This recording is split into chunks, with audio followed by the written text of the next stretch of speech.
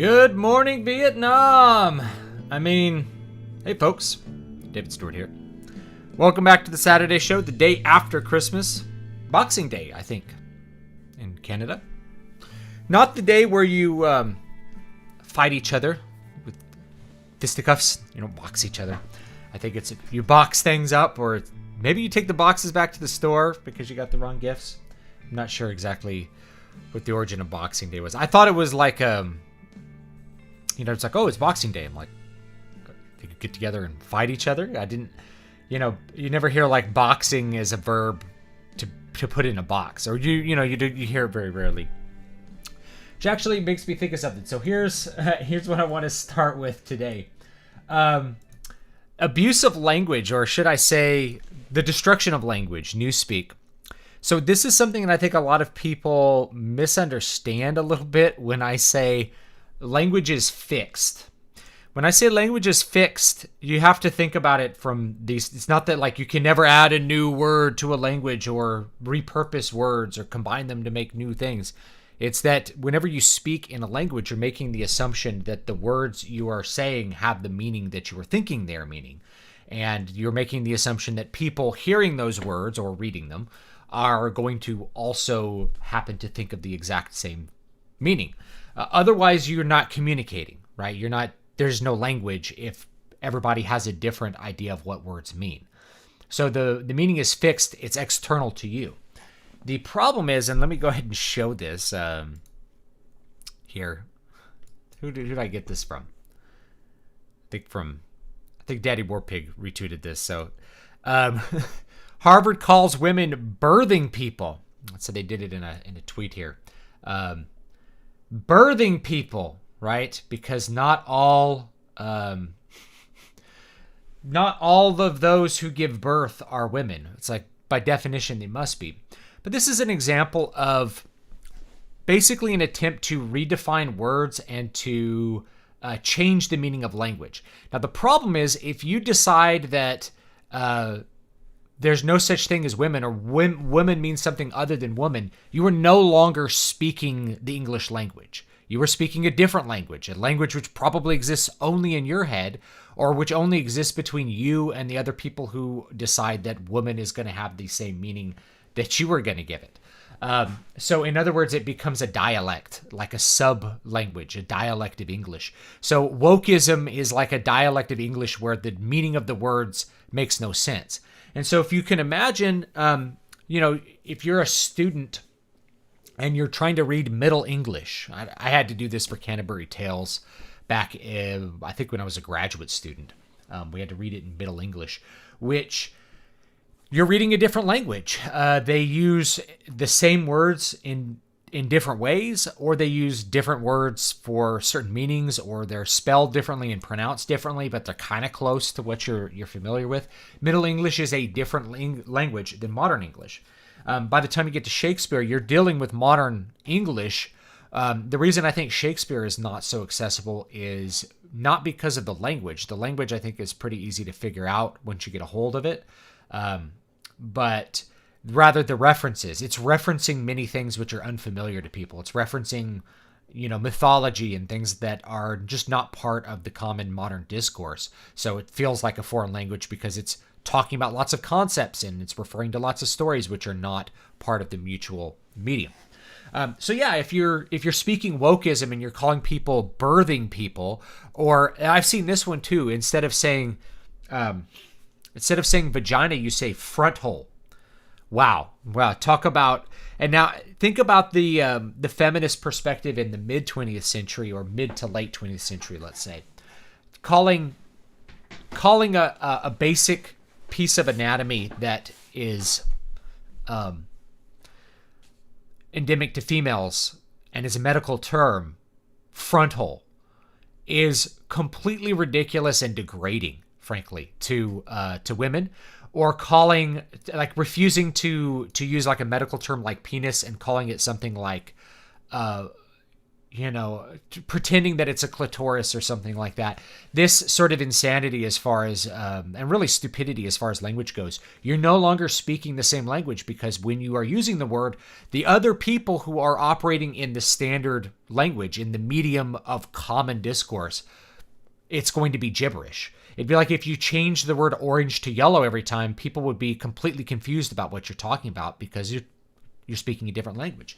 It's kind of like if you've ever talked to somebody who is a learner of your native language, whatever that happens to be, whether it's English or maybe your native language is German, Deutsch, and they're using slightly the wrong word for something, or they're using it in slightly the wrong context. Like, what do? Do you stop and go, maybe that word means this now? Or do you politely say, this is the word that you really ought to use for this?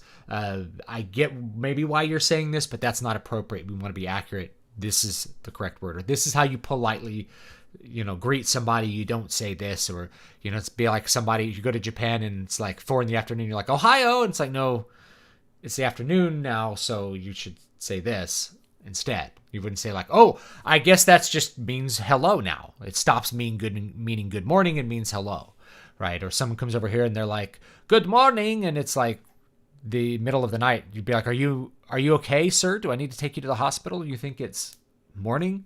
You're like, no. That's why it matters that you use the words that mean what they say they mean. In fact, even if you look at definitions are provided using other words, which you assume have a set fixed meaning. So the meaning exists out between people, and it's our common mode of expression. It's not that it never changes. It's that you can't unilaterally decide that the word means something different, or you're no longer speaking that language. You're just speaking some other language. Anyway, so hopefully you guys are having a good day. Yeah, we had a good Christmas. I actually think it was, for me, one of the best Christmases I've had recently, simply because there was less stuff to do. It was mostly just a relaxing time with my kids. The only extended family I had over was my mom.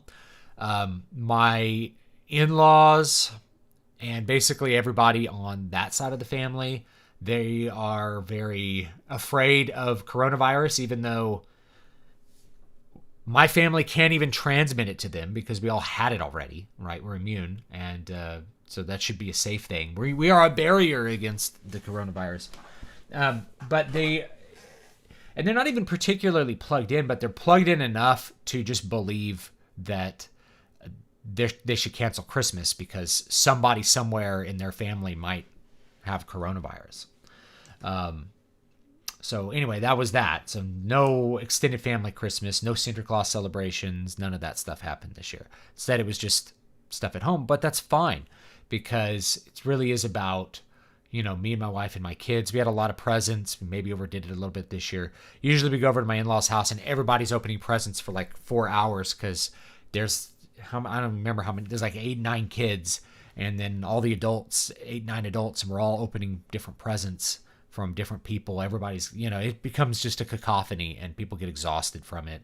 And the kids, what happens is kids open a present and they're not like, cool, but they put it aside. They're like, I want to play with this right now. Okay, I'm going to go play with this. It's like, but you have all these other presents. They're like, I'm going to go play. My daughter still hasn't finished opening all, I can't approve messages right now, guys. I don't know why, but I can't approve messages. They've disabled that in my account. So if your message is getting flagged as spam, I actually cannot approve it. Just letting you know. So if you don't see your message show up or it disappears in chat, I can't approve messages. They disabled that on my account, I think, because of you guys. Me approving too many bad messages. Anyway. So yeah, that was Christmas. It was pretty fun. Let me see here. Is this the Latin X language? This is we're in the era of parody where I'm calling wokeism like maybe wokeonics or something. It's a dialect of English where the words have either destroyed meaning or just a meaning that's incomprehensible to the standard users of the language. And think about if you only speak wokeism, You go and you read a book from the 19th century, it's going to be incomprehensible to you because you don't speak that language. You no longer speak English, or whatever it's going to be. You know, the woke dialect of Danish. You go back and read Danish literature from 200 years ago, and you're going to be like, I don't understand any of the words here. Why does he keep saying women and men, you know, when we say birthing people or whatever it's going to be?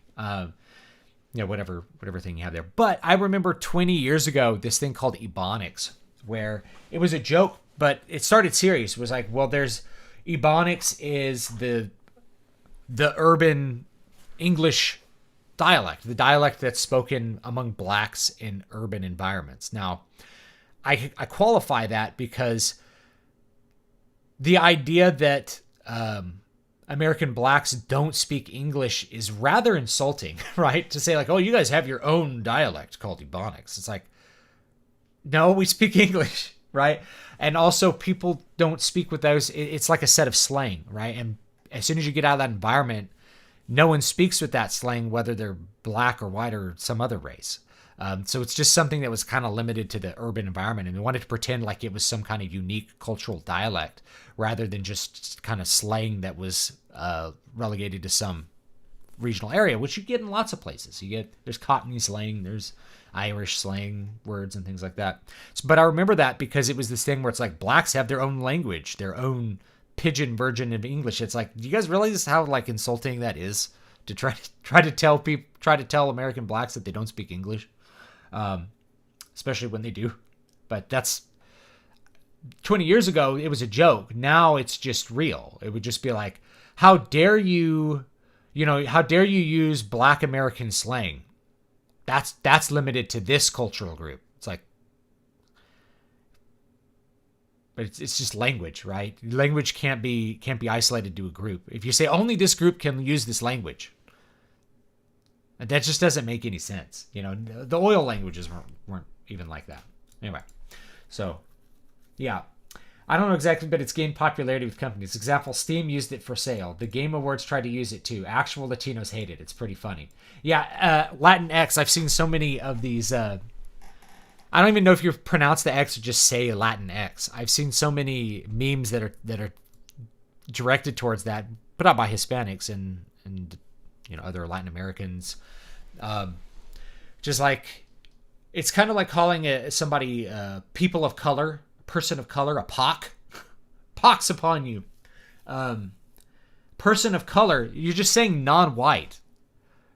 You're just creating, again, like, well, they're not white. All people who are not white are in the same group. How insulting is that? It's ridiculous.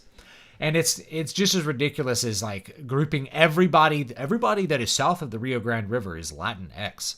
It's like, or whose ancestry is from there. It's like, what? You know, you do realize that people from Argentina and people from Nicaragua and people from Mexico don't have the same culture. Those are different countries with different cultures, and if we go with Brazil, different language too. It's like, well, they all speak Spanish. Yeah, but it doesn't mean they have the same culture. It's like, we don't have the same culture as British people just because we're, you know, over here in North America. It's an interesting thing. Blacks don't speak. Oh, I could approve this one. I apparently can't approve the one that says Hitler. So if the word Hitler, error, try again. Yeah, I can't approve a message that is a joke about Hitler. No Cockney rhyming slang anymore. There's no white people in London these days. Yeah. I don't know. Like, it used to be the East London talk, you know, the East London accent and slang. I don't know where all those people dispersed to. They're like probably moved out into the country or something. There's a book called Black Rednecks and White Liberals that Thomas Sowell wrote, where he basically traced the origin of urban black American culture and slang is not really unique, but rather is carried over from British cracker culture. So it was country, what we would call rednecks, crackers, you know, like these country people that immigrated to the U.S. From England, brought with them a bunch of these little ways of talking and these ways of saying things, including the hard R. And you can still find various accents in modern England that use the hard R, where it's like, I think they used it for Samwise in Lord of the Rings. It's like, what are you, his bodyguard? Miss Gardner, right? Like the or like, my name's Hagrid, right? That hard R.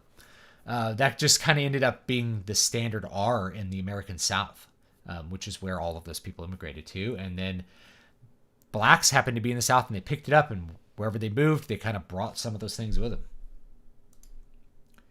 Yeah, see, I can't approve anything that says Jews, by the way. So, like, if you mention Jewish people in a comment, it won't show up. This is an interesting idea, though, right? Is that you want to go so full tilt trying to stop people from saying, quote, anti-Semitic things that you end up wiping, like, a people, like referencing the Jew off the map. It's like Jews don't exist.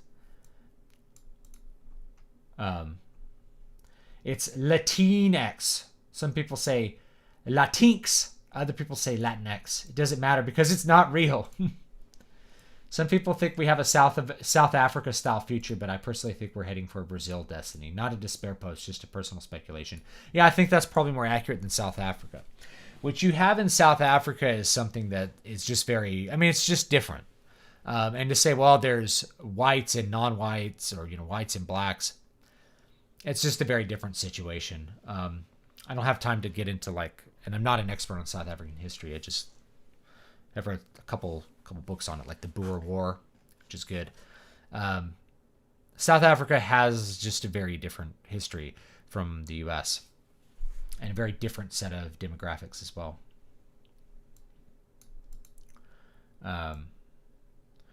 Words are a tool of white supremacy. Some painter used words to order the death of the big-nosed people.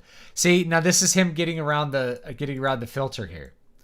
It's like it takes 4 different things, and now what are we having to do here? We're having to not speak English. We're having to not speak plainly and directly in order to get around banned words, get around things which are anathema to, including the word Jew, which might get the stream taken down or demonetized or something just because I used the word.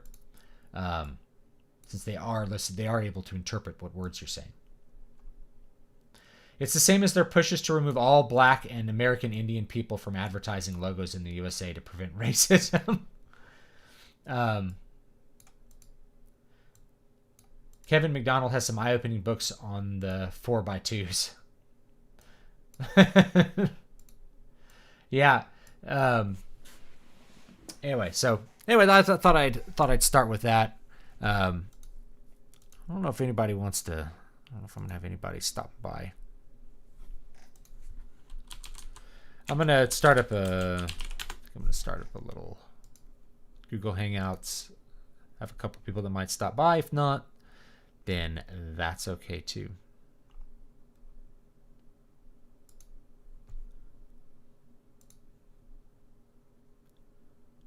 Yeah, we're gonna start a new.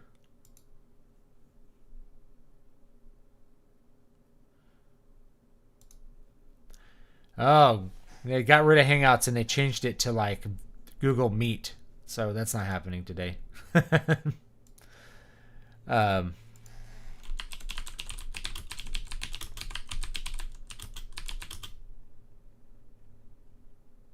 Google Hangouts apparently got gutted.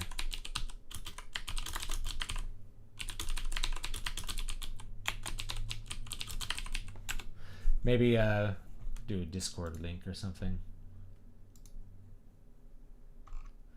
How do I share this? All right, that works.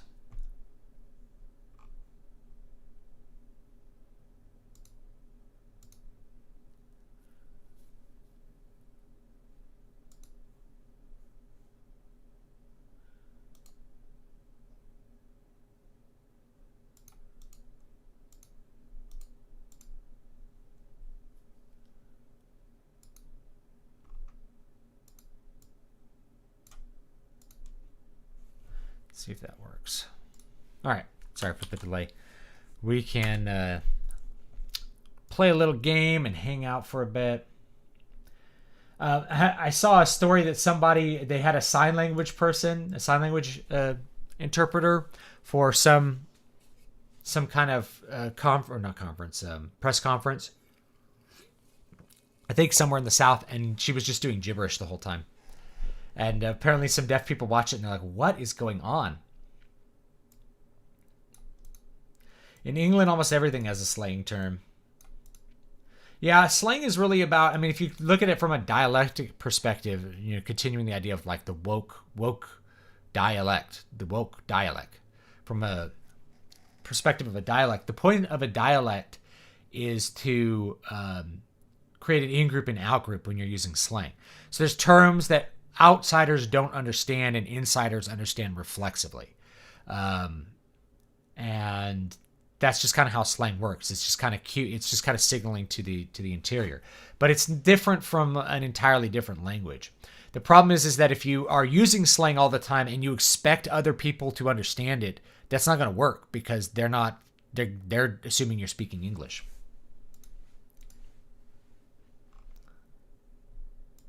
Yeah, I approved that one. I've been watching you for a while. You make salient points and I enjoy your culture output. Would you consider yourself to be a libertarian, albeit based one? I don't think I'd use libertarian anymore because, you know, the entire philosophy really was only relevant up through the mid 20th century. It's just same thing with classical liberalism. It's really a dead philosophy because it can only exist when you have certain things in place. So you can only have freedom from the state when you have common cultural identity and cultural bonds between you and other people, because it's all about how you regulate behavior. And so if you're not going to regulate behavior with the state, the behavior has to be regulated in some other way. If you don't know your neighbors, you have no way to deal with them doing behavior that you don't like without involving the state. You just can't, right? You can't say, well, like, I'm not going to watch your house when you go on a trip, because you would never watch their house anyway when they go on a trip because you don't know them, right? There's nothing that you can withhold from them socially. And there's nothing that they can withhold from you socially if they don't like something you're doing. There's just no point of negotiation with people that you have nothing in common with without having to resort to the state somehow. So until you solve the problem of culture, you really can't have any kind of libertarian values make any sort of sense. Likewise, you know, when we talk about free markets, it's like we have a free market here and a closed market abroad, which basically results in, you know, labor exploitation abroad and things which benefit us and harm others, or harm us and benefit others. You don't have free international trade until you have basically equal standing for both people to do it, right? Like free trade with a slave empire is not really free trade. It's mostly you subletting the slavery from the other country. And I bring that up because, you know, we have to be real about a lot of the labor conditions that exist in the third world. Now, our ancestors might have gone through some of those layers to get where we're at today, but they also were not doing that and then exporting those goods to a technologically advanced first world country. Like, everyone was at that lower stage. So it's not quite the same. Like, you know, our ancestors were serfs, and so they had to go through serfdom to get to some other economic state. Yes. But they weren't trading with countries that had no serfs and had cars and stuff, you know? So we have to be kind of real about some of this stuff. So I don't think I would comment. I know a lot of other libertarians have kind of abandoned the term. Certainly the Libertarian Party is a freaking clown show, and most of the libertarian culture is a clown show at this point too. I'm very pro-freedom, but pro-freedom has to come with lack of the state taking away responsibilities. We can't even discuss freedom properly because one group is going to view freedom as license to do whatever they want, and another group is going to view freedom as the state will not stop me from doing things which harm no other people. Like, that's a completely different idea of freedom. So, you know, it's like libertarians are super free immigration, but immigration can't happen into a welfare state unless we all want to be completely broke. Second thing is, so you have to pick one. Do you want immigration or do you want a welfare state? Because right now we have both. Libertarians kind of want to advocate for immigration and then say, well, the welfare state's also bad, but we're not really going to do anything to change that, because they don't want to be on the side of inequality, something like that. But people can't immigrate in unless they're being given housing at my expense anyway. It's like, how do the migrants enter into various European countries? Do they just like walk there and then find a house to rent? No, the government is giving them housing. So there's no such thing as free immigration. Free immigration is they walk on their own 2 feet, or they drive of their own volition into an area and have to figure out how to acquire residency in that area. And if no one wants to sell them residency, or it's too expensive, they can't be there. That's the end result. And so it's only certain places where you are free of immigration. It's the white flight places. It's the places like Big Sur, these super expensive places that have managed to keep out most of the low-income housing. Low-income housing just ends up with, immigrants mostly, because no one's moving into those areas that is from a historically impoverished group. Say, American urban blacks. They're not moving into the Central Valley. Right, it's only foreigners who are moving into the California Central Valley and staying in government housing or government subsidized housing. So immigration can't happen. It's not happening without taking my money first, and it's also not happening with my consent. So if you care about consent, it's like if you ask the community, "Hey, do you want a bunch of people who don't speak your language to move in?" and they said no, you shouldn't be able to do that, right? You're having things change. Against people's consent. So no, I can't really call myself a libertarian at this point. I'm a pro-freedom person, but in order for us to have pro-freedom, first we have to have a culture where we have mutual respect for one another and a generally similar lifestyle. Has anyone figured out exactly when the sign language interpreter for every press conference became a thing? It feels like they all just appeared one day out of nowhere. I think it was like in 1998 they decided that was going to be a thing. And I think it actually started in, I don't know where it started, but I remember it like back in the late 90s they started doing it. And it was a thing because you used to be able to just, write the subtitles. You had somebody doing closed captioning the whole time. But I don't know, they decided that they were going to be more inclusive and include a sign language interpreter rather than having somebody do closed captions on the other side. Because you do have somebody who's basically sitting at a caption machine, and it's like they're like a court reporter. It's the same skill, and they're typing out the words that people say. So it's the same idea as a court reporter. I'm gonna say it was like late 90s. That's when I remember it happening.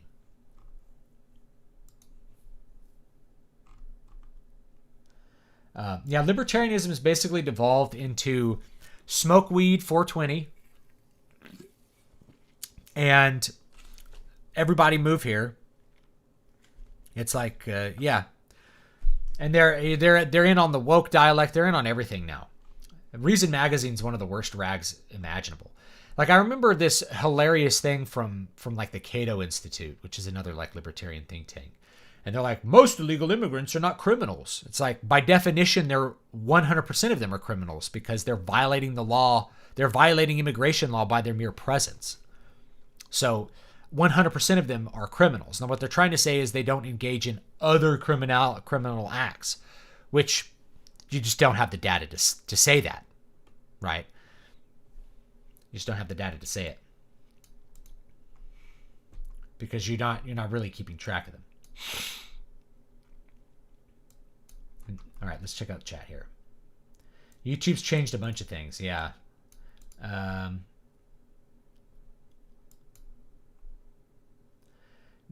New reviewer finally caught one of your streams. In one of your 2018 videos, you called the Big Five in publishing becoming the Big Four with Simon & Schuster. You were dead on.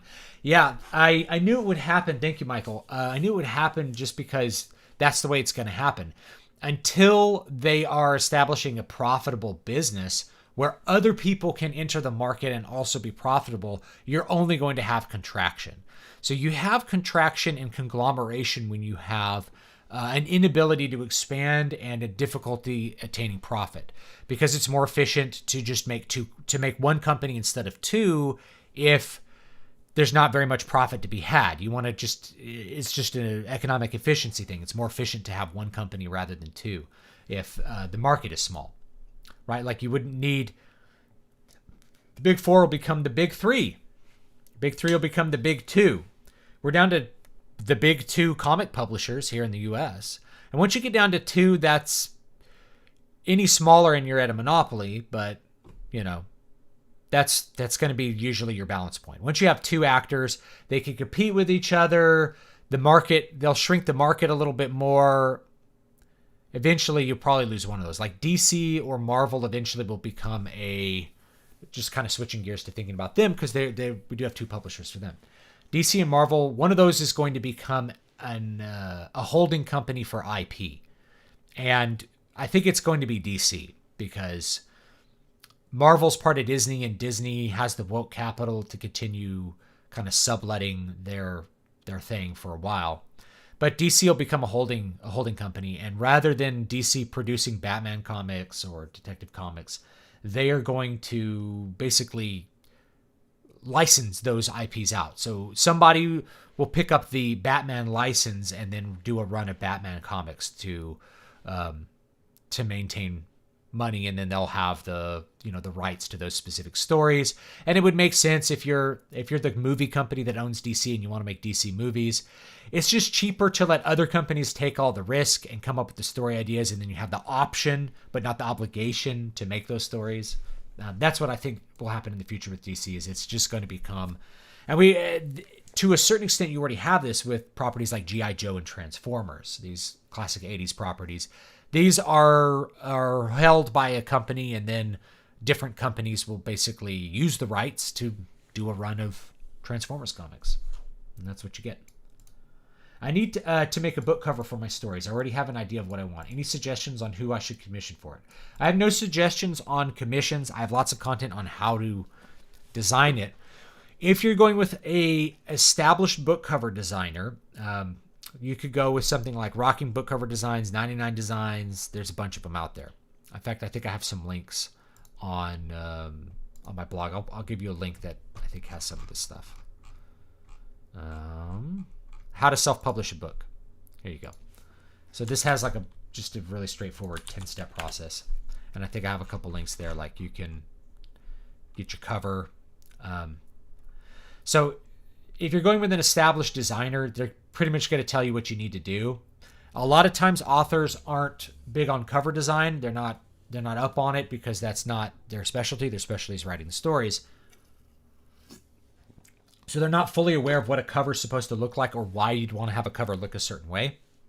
Your goal with a cover is to have it be very professional looking, but also have it fit into your genre. So you really want your genre, your cover to signal to the genre readers that you are part of the genre, and you want it to signal to readers that they're the correct expectations for the story. So your Brian Niemeyer, who I've had on the show, it's a story about mecha. So there's a big mech on the front, and the mech looks like, it looks like a Gundam mech. So you're signaling to people who like Gundam or Battletech that this is going to be a story that's going to be like what they already like. And so when they pick up the book and read it, their expectations are met. What you wouldn't want to do is have a mech on the cover and you read it and it's a mystery. And maybe somebody has a mech somewhere, right? That's the wrong expectations. You're in the wrong genre. So that's the thing about book covers. Merry Christmas late Merry Christmas to you, Alformo, too. I appreciate it. So that's the thing. So if you go with a pre-made, you can get a pre-made cover probably that is very cheap and will let you move into the black. You want to get into the profitability part of your writing enterprise as quickly as possible. You don't want to do this as a charity unless you just have a lot of money to burn. It doesn't feel good. It doesn't feel good to not make money. So that's one of the reasons that I keep my costs as low as possible, so that it's easy for me to make money. I always feel like my books are a profitable enterprise. You never want to be in the situation where you're thinking about writing a book and you're like, you know what? I don't want to spend $1,500 to publish a book that I won't make the money back on. You want to feel like that you can publish the book and you're going to at least get some kind of reward for it. Some kind of reward would be good. Oh, sorry, I'm getting through the chat slowly. The Libertarian Party here in America seems to get people who don't properly represent libertarianism as a whole, and as a result does not help libertarians. Yeah, it's why you nominate people like Potlord Gary Johnson, a literal drug dealer, to run on your ticket who doesn't understand any of the current foreign issues or anything like that. I think the best example of like an actual libertarian would be someone like Ron Paul or Rand Paul, which is you are a person who is pro individual liberty, but you're not like anti American culture or something like that. You're against foreign entanglements. Those are all good things. You want to be pro-national. I guess the libertarian in the USA is very different than it is in the UK, which is more right-leaning. Interesting response. Yeah. Other people are like, libertarians here are communists. It's like leftist thing. The Libertarian Party swung hard to the left. They've always been pretty left-leaning, but it's only when the culture has like adopted the leftist cultural policies that the Libertarian Party has been signaling that hard, because they want to be thought of as the cool kids. They're basically kids who were stuffed into lockers and they want to be thought of as the cool kids.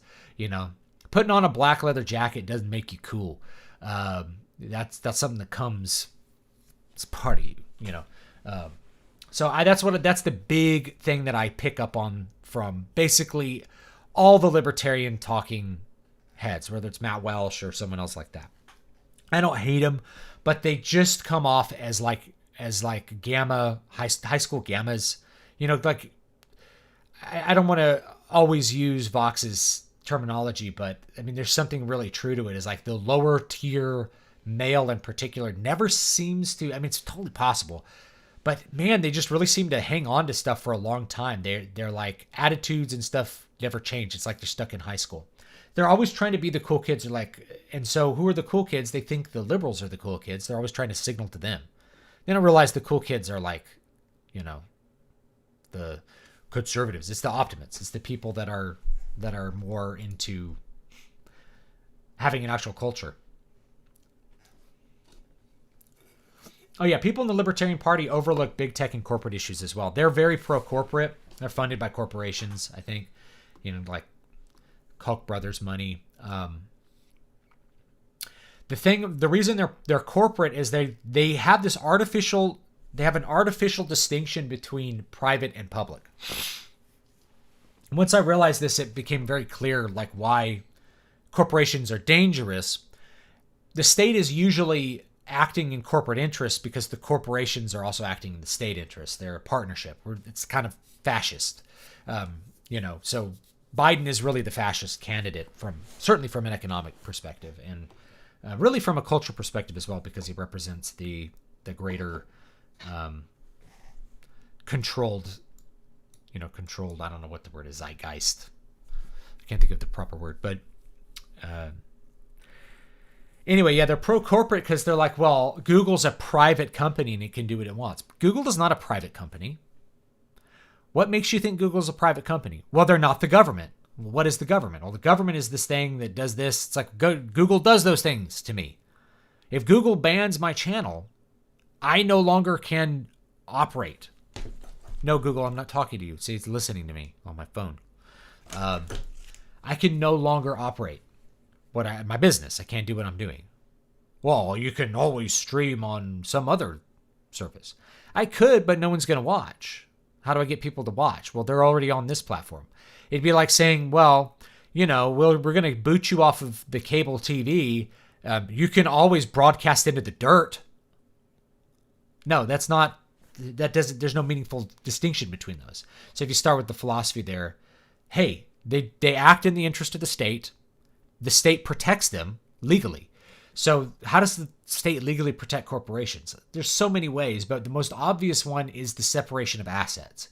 That the corporation exists as this entity that we pretend is a person for economic efficiency reasons. And they have their own assets, so the people who run the corporation are not responsible for anything the corporation does. There's a legal protection there. So let's say somebody at Google commits I'll say they break the law, but they do something where they're liable. Well, it's Google, the company, that pays for that because of vicarious liability. So the employees are vicariously protected. They don't have responsibility as long as they are within this thing called the corporation. Likewise, the people who own it don't have to lose their assets when the corporation misbehaves because those assets are part of the corporation. No, my house is my house. That building belongs to Google. They're totally separate, even though my house was bought and paid for out of assets from Google, right? So this idea that, because you have to remember, a corporation is not a person. Only people can own things. Only people can have values. Only people can do things. Google cannot do anything because it doesn't exist. It's a fictional, make-believe legal entity staffed by people. The people within Google can do things.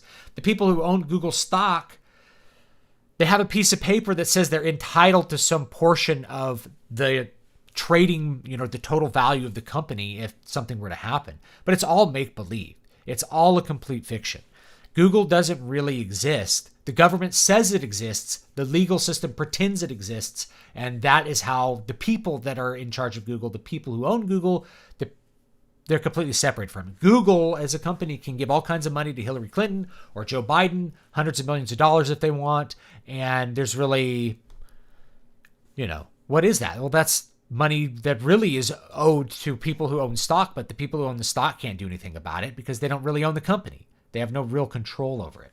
So again, it's a legal fiction. And once you realize that, you realize most of the American libertarian arguments about private this or private that are completely retarded. Because in a actual, what's the word I'm looking for? Etymological sense, there's no separation between the two. They act like the same thing and they do the same thing. If Google can take away my livelihood and my ability to do my profession, or Amazon, let's say Amazon bans me, I really can't sell books without Amazon and be able to make money. It'd be like saying, well, you can keep making tables, you just can't drive on the roads to deliver them to people. There's only one road. I can't deliver tables without it, So there are technical monopolies, and libertarians really don't have a good argument for it. The best argument, again, you have to go back to Milton Friedman. He's like, he basically says monopolies are bad and cause bad things. The question is, do you want a government-owned monopoly, government-regulated monopoly, or an unregulated monopoly? He says in most cases, unregulated monopoly is actually better so long as competitors are allowed to enter the market with solutions. The thing is that because of that corporate state bonding, that third one's not an option. You can't create a competitor to Twitter. You can ask, you can look at Gab. Who's in charge of Gab? Andrew Torban, right? I'm going to create a competitor to Twitter where people can say what they want to. It's going to be a free speech platform. Oh, my servers, the people who are renting me the server space, say I can't use their servers anymore. No other server will let me no one will host this site. Can't be on the internet. No one will host it. Okay, we found a way to have like our own servers. We're hosting it ourselves. Oh, they got banned by Visa, MasterCard, Discover. Every payment processor banned them so that they cannot collect any money from anyone to run their business. Are you free to run your business if you cannot physically take money from somebody, or if the only way if a certain business involves being online and you're not allowed to be online, you don't have the freedom there. You've been kicked out of a market. You don't have freedom. It's just a basic point. So that third option of having an unregulated monopoly and trusting the market to come up with solutions, it works if the market's allowed to come up with solutions. It works if the state is not willing to tamp down on any competitors. But historically, you had things like the railroad monopolies, and the state was going to try to stop you from trucking on the roads, the Interstate Commerce Commission. So we have a lot of history that third option, it's the best option if it's allowed, but in most cases it's not allowed because there's usually corporate capture. Regulatory capture, you basically end up with the railroads owning the regulation system that's supposed to regulate them and using it to stop their competitors. Shared your video regarding a technological dark age with some friends. Also reminded me of a book detailing the lowering IQ trend across the West. So I'm just going to push back against that IQ thing. So lowered IQ.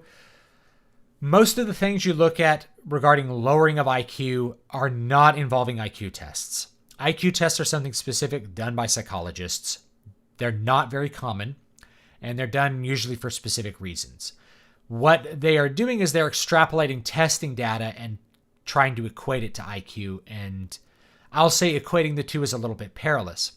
Most of the reduction of IQ comes from immigration. And that's not to be racist and say, oh, other races have lower IQs, but immigrants are not going to test as well as the native population. They're just not. They're coming with a linguistic disability because they don't speak English. Their parents don't speak English. Even if they are very smart, they may test lower than the native population just for that reason. And then they may also just have different intellectual aptitudes than the host population, which means they're going to test lower. So those are the two problems with it. So that's my little bit of a pushback, is like, don't take these big maps of IQ seriously. That's the big problem with, say, like the bell curve and Charles Murray's bell curve, is that you're creating this IQ score out where there's no data for IQ. IQ is something that is specific, and you're probably not sampling very many people in, say, Uganda to determine what Uganda's IQ is. Then I guess maybe I'll just add one little thing, which is kind of unrelated, which is the thing about looking at, say, population IQ is a guy who lives out in like the African bush doesn't need to do algebra or complex computations. So there's no reason to expect him, if you put him in the West, to just magically be able to do them. People tend to think that people are blank slates, and that's not always the case. In fact, it's not the case. So yeah, lowering IQ has more to do with demographic shift than anything else. It's not, white people are not really getting stupider. They're the same, probably roughly same intelligence they always were. There you go. The people that are putting on "I am not Starfire," yeah, I did an article on that. Actually, let me link that one. So if you hadn't read that article, it's a fun one. I had a lot of fun writing it. I think a lot of comics fans ended up really liking this article. It's called "Auto Allegory, or How Starfire is a Terrible Mother," and really, it's the writer of this story, Mariko Tamaki, who just writes the same story over and over again about how she's a depressed, fat, goth teenager, and you look at pictures of her, she's writing about herself. So it's like, let's write a story about Starfire's daughter. Well, let's just make her me. Every single story is an auto allegory. It's a story about yourself, but not an actual autobiography. Comics are pretty dead as an industry, yeah. Manga will go that way as well as soon as woke translators start rewriting the scripts for manga importation. Maybe, maybe not. It depends. I can't say for sure that any given thing is going to be taken over by woke translators. Certainly it's a problem in the anime industry, and subtitles are superior, and fan subtitles are usually even more superior to that. But people make jokes. It's like you have to pause a frame and read an explanation about something. It's like, it's because it's something that's kind of idiomatic to the culture, and it may need explanation because just a direct translation wouldn't make as much sense. The counter is to get the JP publishers to avoid the woke intermediaries in the West and use SEA as the backdoor for English versions. Yes, exactly right, Bradford. Or we can all learn Japanese. I think that might be something I'll do for 2021. Is like really like actually learn a foreign language, maybe Japanese. I think Japanese sounds cool. Then it's a really different. I go travel there and I could speak it, so that would be fun. So maybe I'll do. I think it's always good to kind of push yourself, learn a foreign language. Maybe we'll do Japanese. Gary Potlord Johnson might have given Hillary a run for her money. Pity he didn't run that way. Yeah, libertarians I know are anarcho-capitalists. Yeah, that's modern libertarians are usually, quote, minarchists, which means, well, the state should make people recognize gay marriage, and the state should prevent you from providing any consequences to your neighbors who do drugs. And the state shouldn't bother, it's like they want to use the state for different things than what like the state would prevent you from, like, let's say somebody's smoking pot at the park. and it's 1955. Hell, let's just say it's 1970 and my dad's there. My dad would go over and beat them up, physically assault them and beat them into a pulp, and the police wouldn't do anything about that. They're like, well, they were hippies smoking pot. Who cares about them? I'm glad Bush Stewart taught him a lesson about smoking pot in public. Even if it was legal, right? Like before you had all the schedule, this and that.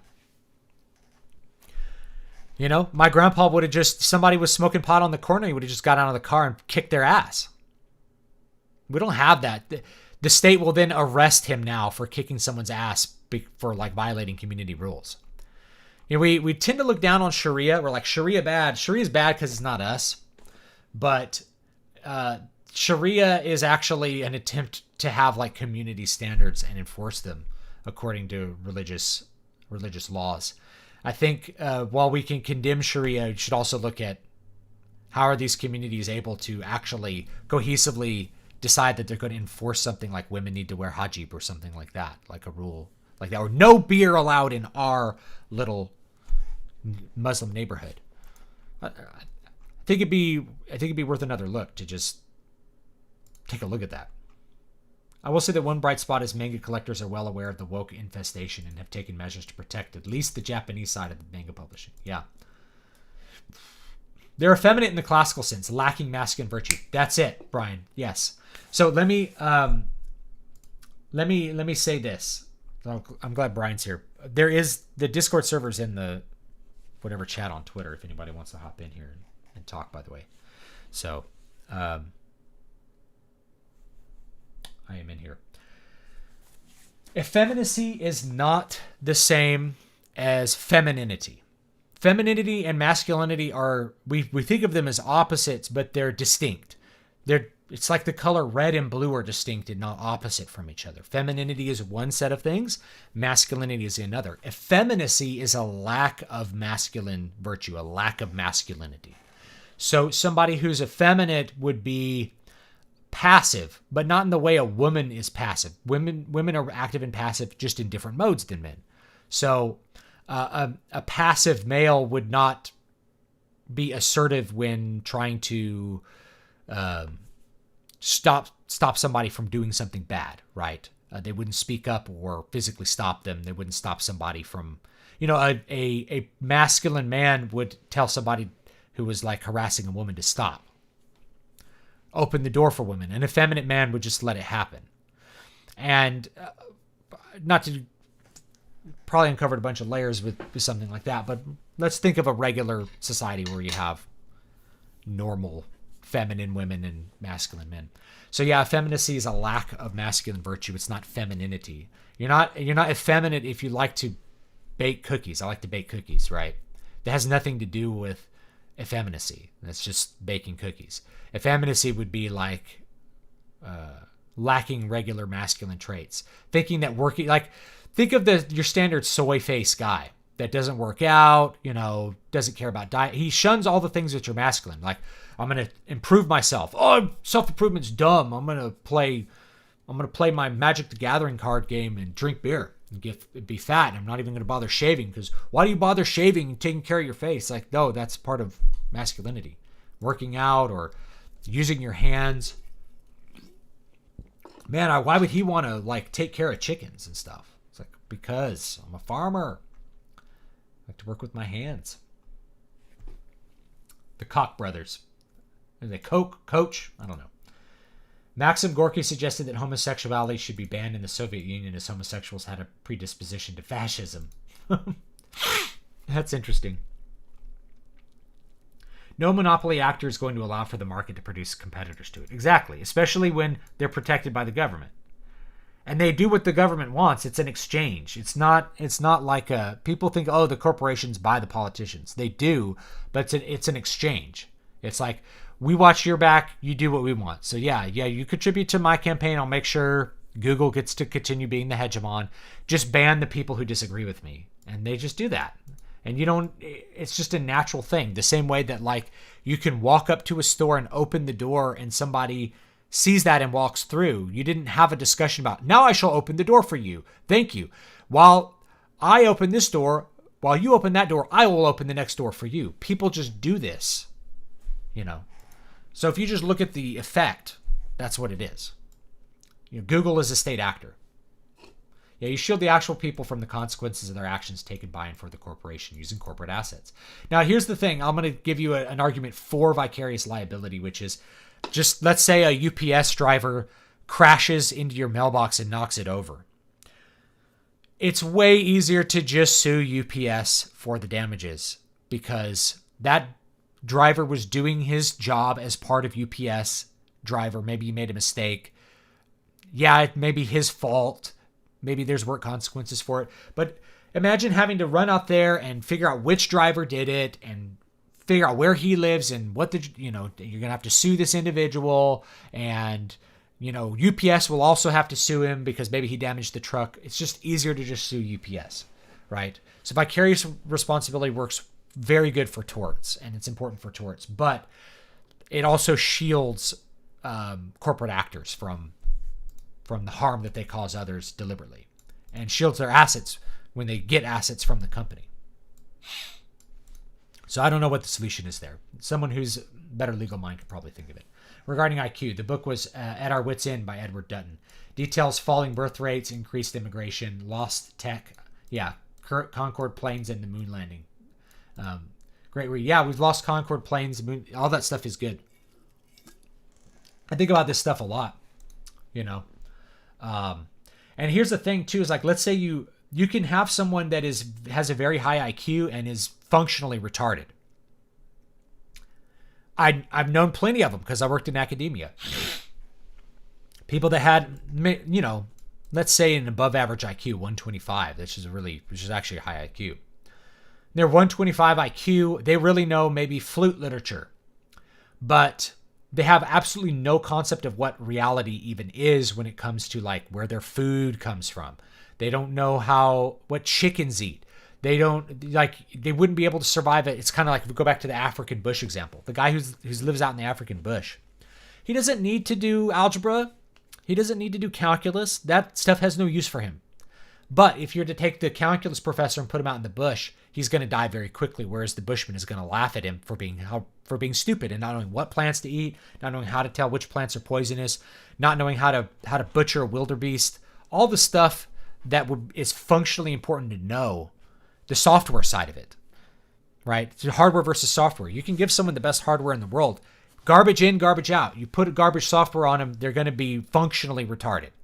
And that's most academics these days. They are functionally retarded. They don't understand how reality works. They don't understand what's real and not real. They're calling people birthing people instead of women because they're functionally retarded. They're too stupid to know that we're using a language that if we want to communicate with each other, we use the set terms of the language, period. As someone who's pretty intelligent, I'll say it's honestly overrated. Mostly it just seems to make people socially awkward. In my experience, it's like, it's hard for me sometimes to have a point of common reference for people. And part of that is like the things which interest me don't interest people of a lower intelligence. They just don't. So it's hard for me to have stuff to talk to them about, or to take the concepts that matter to them and put them in a simple, easy to digest language. I think that's kind of the genius of Trump, is he can take things that are complex and express them in 140 characters, or maybe it's 240. I think it's 240 now on Twitter. So he can express it really simply. That's actually very difficult to do. I think Scott Adams kind of nailed it. And he's like, Trump actually has a really significant linguistic gift in that he can communicate concepts very, very efficiently. He can communicate them on Twitter. So can someone like Kanye West or something, right? You can get it done really quickly. Yes or no? Fat and ugly people should not be allowed to create art. Instant cure to Mariko Tomakitis. I'm gonna say no. Fat and ugly people should be allowed to create art. Somebody's attractiveness, their gift for beauty in their physical person, doesn't equate to gifts of other kinds. I have known many musical artists that honestly would be very successful if they had been more attractive. Because part of it is image. They just didn't have the image, but they were way more talented than people who had the image. It's just reality. We don't all have the same gifts. People who are very beautiful are probably not going to be motivated to make art, you know. Mariko would probably look a lot better if she took care of herself. Right? She wasn't gifted with ugliness. Some people are gifted with like a deformed nose or something. And yeah, they should be allowed to do whatever they want. Do art if they want to, especially something like books. You don't need to be really good looking to write books. You know? You just don't. Or be on radio or something. The state will arrest you for not wearing a mask or for defending your business. Yeah. It's like you defend your business against the rioters, they come arrest you. That's the thing that libertarians don't. They basically advocate for state violence, but in a different direction, thinking that it's not state violence. People who do drugs are some of the most unintelligent people I've met. Are they unintelligent because they're high, or is it because they're making bad decisions? That's the other thing. Like, stupid is as stupid does. So the software component of it can't be left out. Somebody who has a great gift for processing information. Garbage in, garbage out. If they do stupid things, they are stupid. We just judge things by their consequences. We don't have to even worry about IQ at that point. Oh, I have an IQ of 150. You believe things which are objectively false. Your IQ is irrelevant. The state will arrest... Oh, where was I? Yes. I think, broke the law last night. I went running. I went running on Christmas. I exercised on Christmas because that's who I am, I guess. Even though it's a lockdown in my county, I'm like, nah, I'm going to go running. Police drove by. They didn't care. No one cares. Let's see here. The fact that the Libertarian Party didn't run on ending the lockdowns is all you need to know about the efficacy of the party. Yeah. Yeah, if they're so for voluntary things, it's the thing is the libertarians, the people who are very anti-government, they were the first people to wear masks because they recognized the risk of a pandemic. So like, hey, we're all going to put on masks and we're going to do it and we're going to stop this. And then later the state picks it up and says, you have to wear masks in really retarded ways. They're like, we're not doing that. And I advocated for it. It's like, guys, take basic precautions. Wash your hands. You can wear gloves. I wore gloves at the store. Wear a mask if you want to. Those things will help prevent the spread of it, especially to you or from you to other people. But there's no reason to go completely overboard and be like, well, you have to wear masks in restaurants. Don't go to a restaurant if you're sick. And if you're going there, the risk of not wearing a mask should be part of what you're doing. Because you have to eat. It's like, oh, I made a mask that opens up so I can eat. It's like, that's not an effective mask. I made a mask out of beads. It's just a fashion accessory. And I wore an N95 mask when I went shopping for 3 months, basically because I had to go shopping for my immunocompromised in-laws. They're still really afraid of the virus. Starfire's daughter is a fat, overweight slob. Meanwhile, John Carter's daughter is an accomplished swordswoman and champion in her own right. Maybe Starfire should go to Virginia and learn virtue. Yeah. And a real story would be about her taking off the goth makeup. That would be the real story. And other writers have written this story before, where the person take off their mask and become who they really are. Because it's just a mask. You aren't really a goth.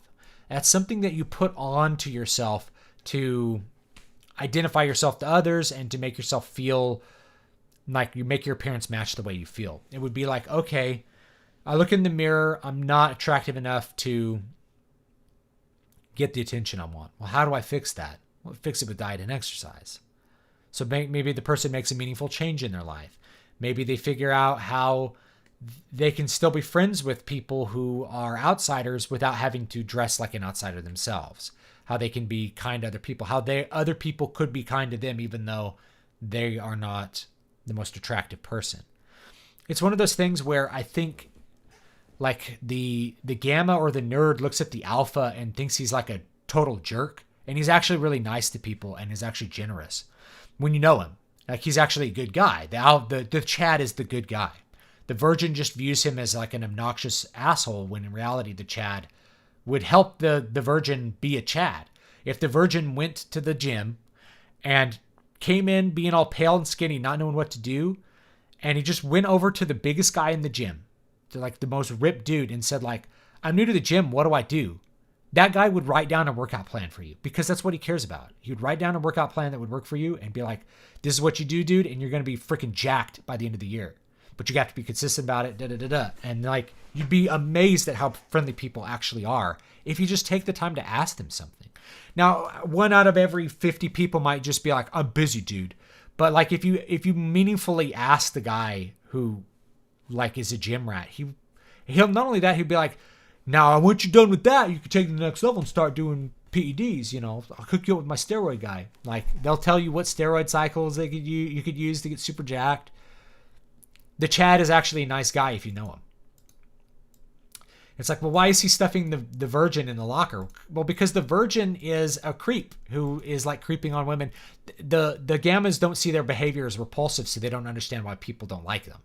If they acted like a normal Delta Beta guy, if they acted like a normal person, they just stepped out of that for a minute and acted like a normal person, they'd find that like the Chad is actually really nice. Is a normal, nice person. He's just like the leader. He just has certain personality traits which make him a natural leader.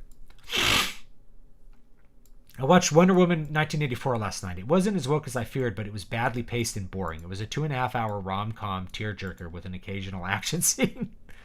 That sounds bad. Maybe I'll watch it sometime.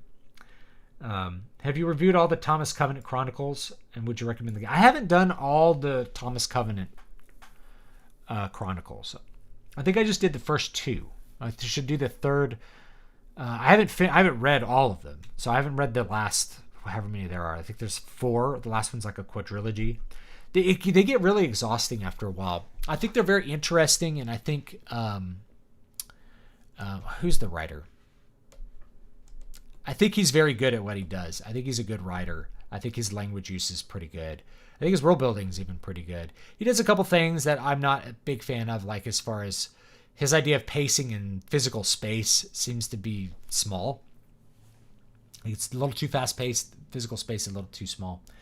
But it's generally pretty well done. But they're not books that I can sit down and just read one after the other, because Thomas Covenant as a character is simply repulsive. He's supposed to be. He is a true anti-hero, as in that he's not heroic at all. He's effeminate and not likable. But every once in a while, I think it's a good change of pace. They are well done for what they are. And I think we've had all these deconstructions of fantasy since then that it's easy to look very negatively on those because those were some of the early ones to do it. But I think there's a lot more honesty in them than in later ones that just want to tear it down for the sake of tearing it down. I think he has actually like a lot of points to make with it. The same studio that did Avatar did the first Thundercats reboot in 2011. Yeah, that Thundercats reboot was really good. And then, but it wasn't successful, so they did Thundercats Roar, which looked awful. I cannot approve the comment that says Puerto Rican whore. Just letting you know. Google says Puerto Rican whore is not allowed. Have you read The Ego and Its Owner by Sterner? I have not. You don't need to be good looking to write books and be on radio, but it's probably best to just be on the safe side. No fats, subverting society with notions that judging is wrong. Okay. Here's the reality. Some people who are fat, yes, if you're overweight, it's a cumulative result of actions. But if you are overweight and you're listening to this, you can forgive yourself for being overweight. There are far worse personality defects than eating too much delicious, high-calorie, over-nutritious food in a world where high-calorie food is everywhere, cheap, easy to get, and is incredibly delicious. So you should forgive yourself if you've eaten too many treats over the course of your life. High-calorie, delicious food is everywhere, and it's cheap. Far worse personality defects than eating a little bit too much of it over time. Now, can you correct it if you're overweight? Yes, you have to eat less. However you want to go about doing that. So yes, you can. It is something that's in your control, but it's a very forgivable thing. And I've known too many people that are overweight that have other kinds of great virtues. It's very difficult to have enough discipline to lose, say, 100 pounds because it takes literally a year or more of dedicated dieting.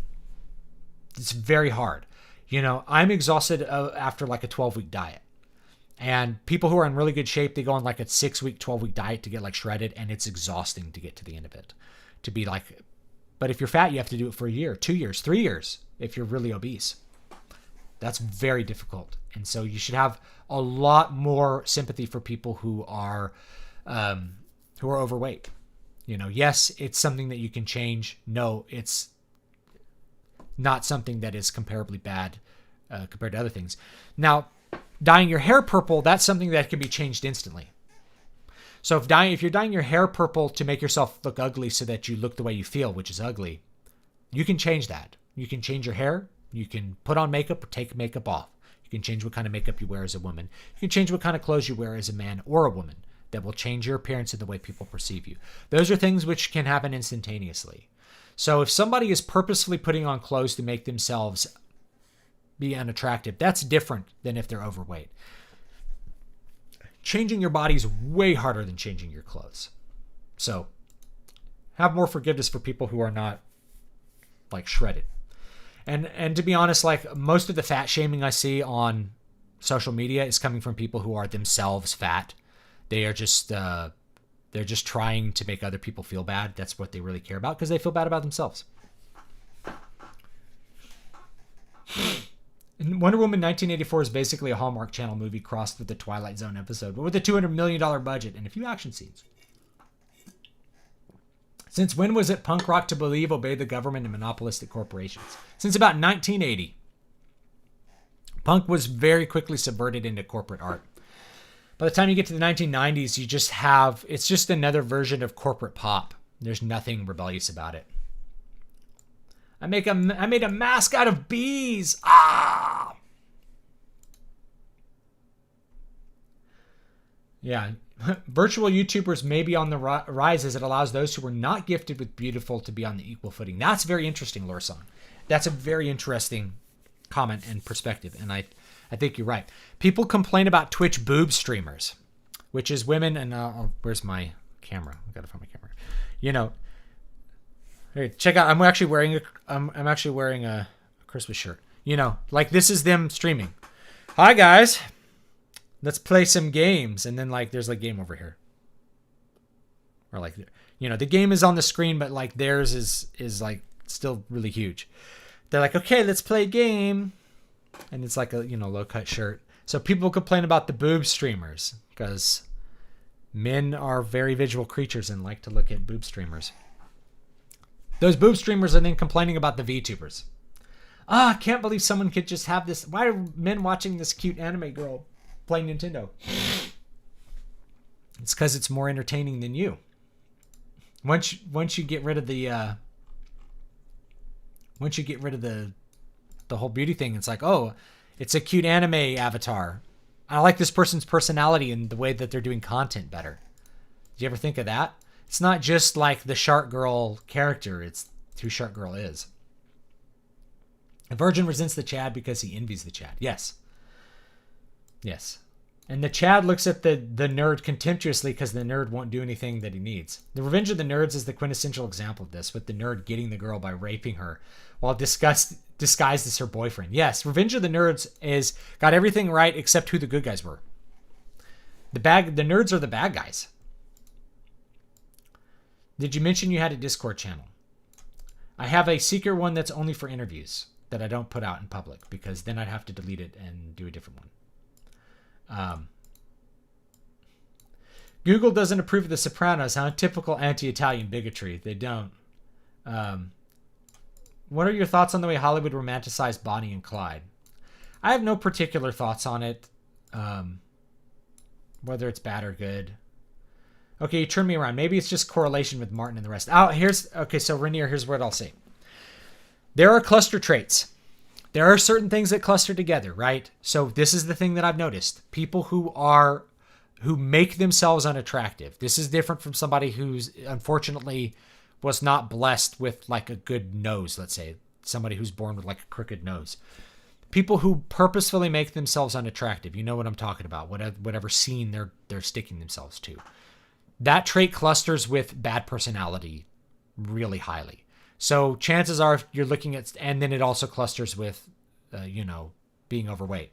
So somebody who makes themselves unattractive is typically also going to be overweight, and they're also going to have a bad personality. There's this myth that she's overweight, so she makes up for it by having a good personality. In my experience, that is almost never the case. There's no correlation between somebody's body arrangement and whether they are a good person at all.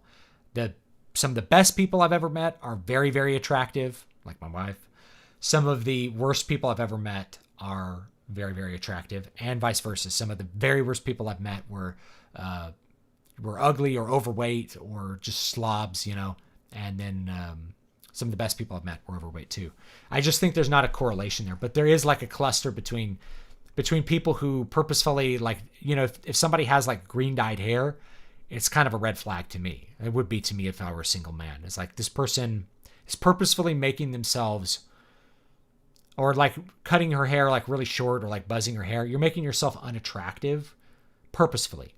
Or a man who gets has a really unkept beard, like a beard that's just kind of like, you know what I'm talking about, like the soy face beard. If you have a really unkept beard and you're not trying to make yourself look attractive at all, it's going to cluster usually with a resentment towards other people and just a bad personality. It's my experience.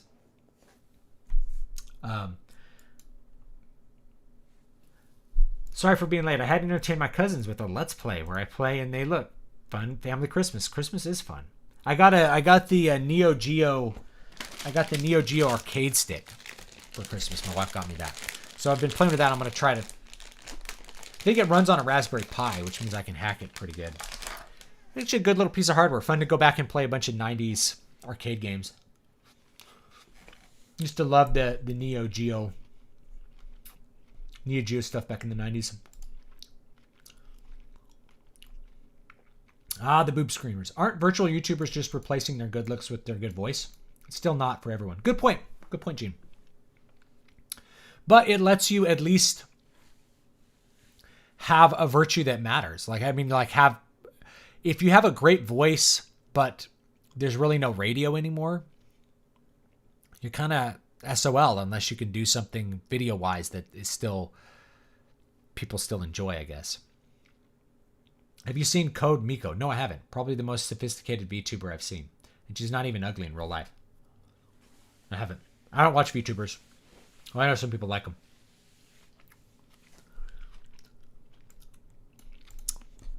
Oh, the Discord link was in the, it's in the Twitter chat, isn't it? Here, I'll send it to you as a PM. Nope, that's not it. We can stop by. All right, let's.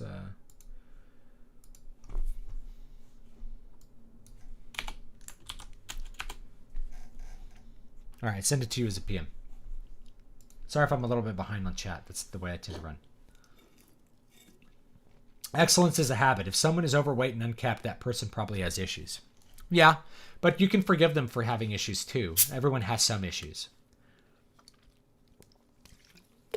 There's some people that have great bodies and have eating disorders or something else going on. Some people have a good body because they're disordered, believe it or not. This I think is true when you get to people who are like really big into fitness. Is a lot of them have eating disorders, and they're into fitness because the fitness is a way to control their eating and control their diet and stuff like that. So that person who has like those shredded abs might have an eating disorder, and they have shredded abs because they have an eating disorder. She might be thin because she has an eating disorder. You never quite know. So sometimes people are really disordered and they look good as a result. Someone else can look bad because of a disorder, a mental, like they have an eating disorder where they eat too much or something, or they could have just been born with more fat cells, and so their fat cells are releasing more ghrelin, which makes them hungry all the time. So it's way harder for them to be really lean.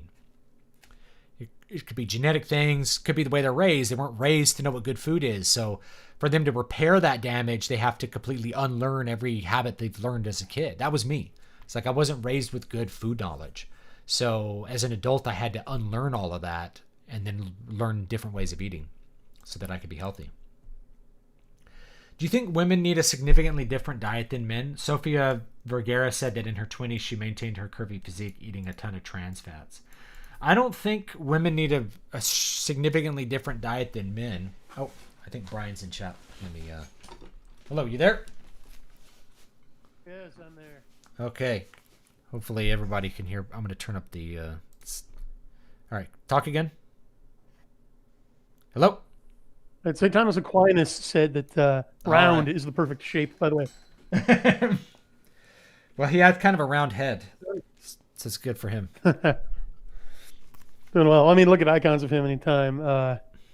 You're tempted to ask why. Also, I'd point to G.K. Chesterton, whose cause for canonization is rolling forward, pun intended. Really? Hadn't thought about it, but yeah. Thomas Aquinas. There's so much to dig into with Thomas Aquinas. I kind of want to do some more. There's a YouTube channel I used to watch called Pints with Aquinas. A Catholic YouTube show. It was fun. Check out Classical Theist. Okay. He's pretty solid Thomism. Yeah, Thomism. Thanks for having me on. Yeah, thanks for being on. What's your new book? You just came out with another combat frame book, yeah? Let me pull it off here.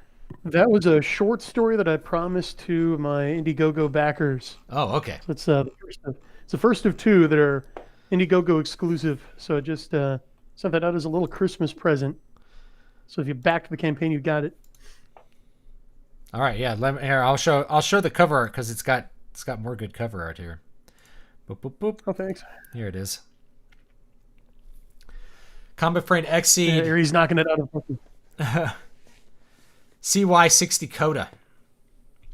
Yeah, these mech paintings are really good. They really like nail the aesthetic. I was talking about cover design, and what authors need to know about cover design is your cover is signaling to your readers what's in the book, and in order to do that properly, you have to know also kind of what their expectations are, and what kind of readers going to want to read your book. This is actually kind of the hardest thing about book marketing, I think, is knowing who wants to read my book and how do I communicate that they should buy my book? How do I find them? How do I get and the cover is really important.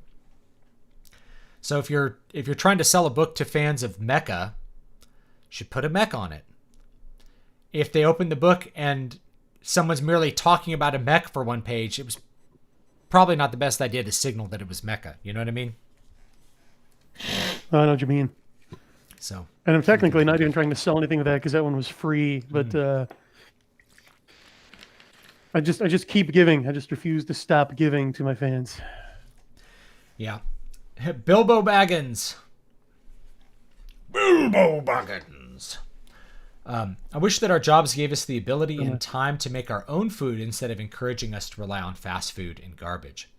That is the fundamental problem with division of labor. Not a problem, but a result of it is that one person becomes a farming specialist, another person becomes a specialist in something else, and so you have to trade. As we become more urbanized, we're further away from the farm.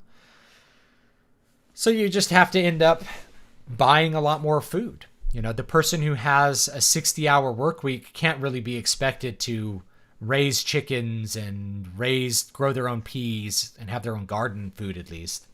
They're going to have to buy food, probably prepared food, fast food from somebody else because they simply don't have time to make the food themselves. Especially if they're not married and they can't have another person making their food for them. Which is something economists have looked at as married. The best earners and producers, the most productive individual in the West is a married man. Married men are more productive than single men by some margin,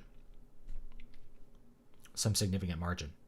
And the general idea is that they are separating a lot of their labor. There's a division of labor happening within the household where they are able to be more efficient with their work because their spouse is taking on more domestic duties that a single man would have to perform all by himself. So you gain efficiency from two people in one space because, if two people in two spaces, there's two kitchens to clean. If they're in one space, there's one kitchen to clean, but there's other things that you gain. So the wife will do the laundry and the man doesn't have to do his laundry, or clean the kitchen. Man doesn't have to cook the meals. So she's doing... I'll believe your data. I'll believe your data, and I can anecdotally back that up from multiple sources that jibes. This is an interesting thing. I think... I remember looking at this when economists were trying to take down basically the gender wage gap myth, which is like this idea that men make more than women. It's like, well, you're comparing incomparable individuals. If you're comparing women who've never been married and men who've never been married, they make about the same amount. They just both make less than married men. Why would companies only hire women then? I mean, to go to the old saw about that, it's like, okay, well, women are being paid 70% what men are, then the price of female labor is less. So therefore, the market would dictate that only women would be hired. Yeah. So.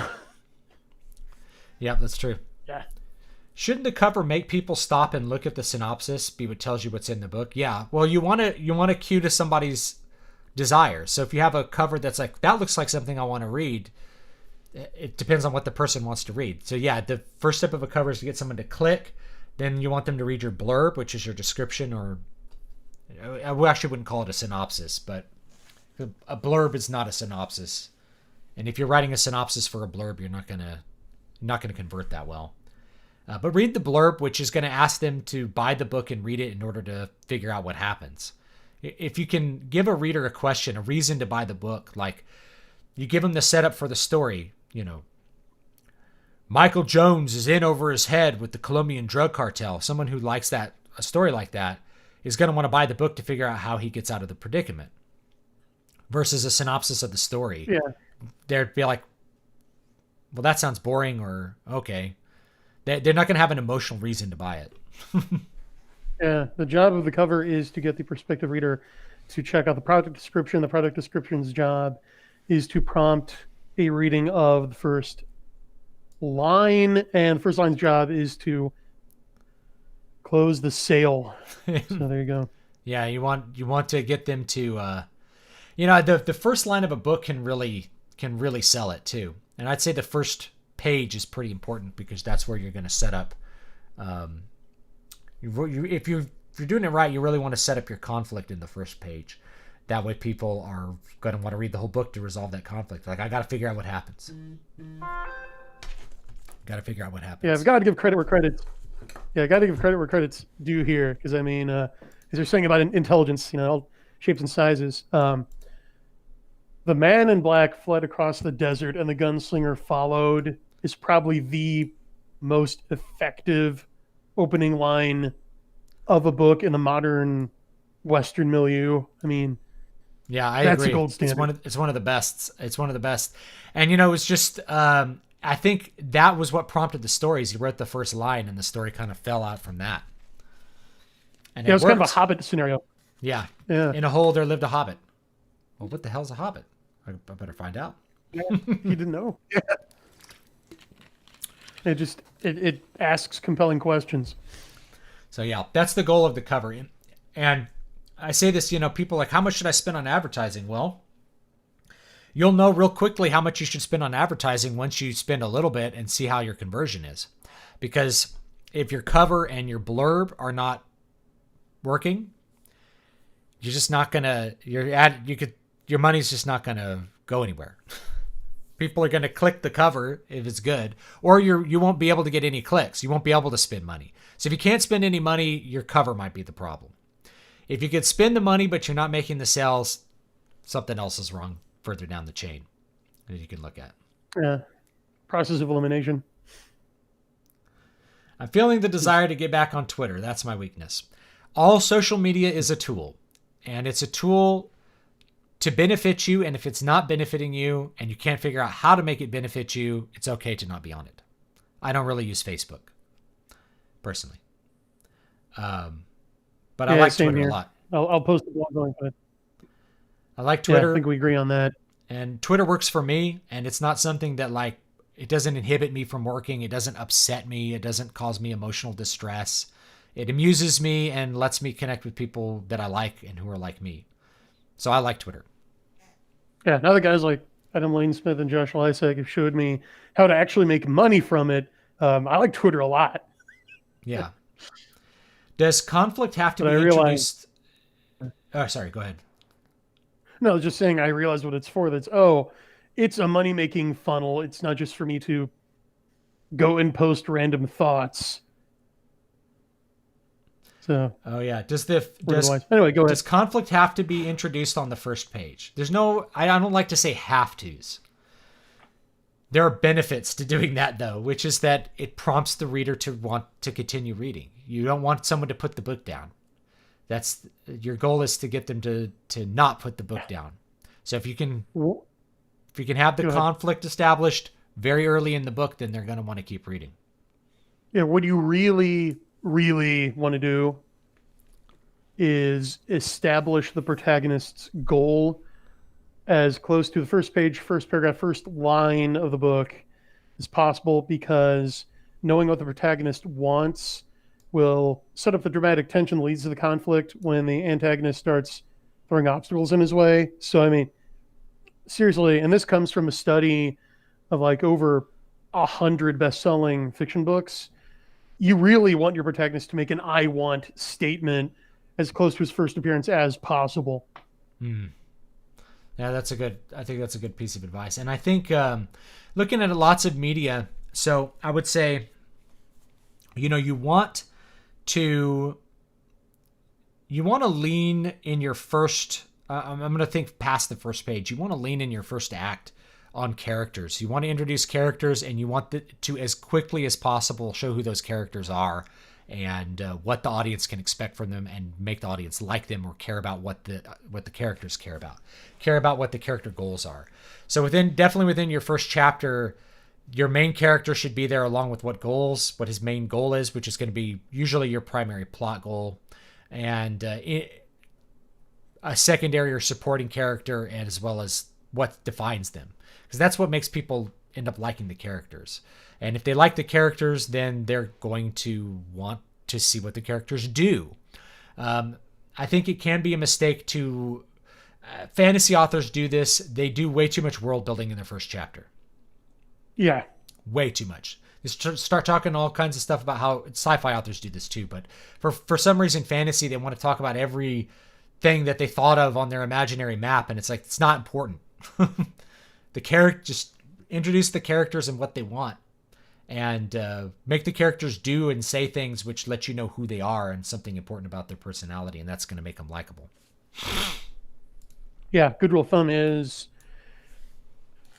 and this goes for every book, every chapter, every scene, open with action or dialogue or character in that order of preference, never setting.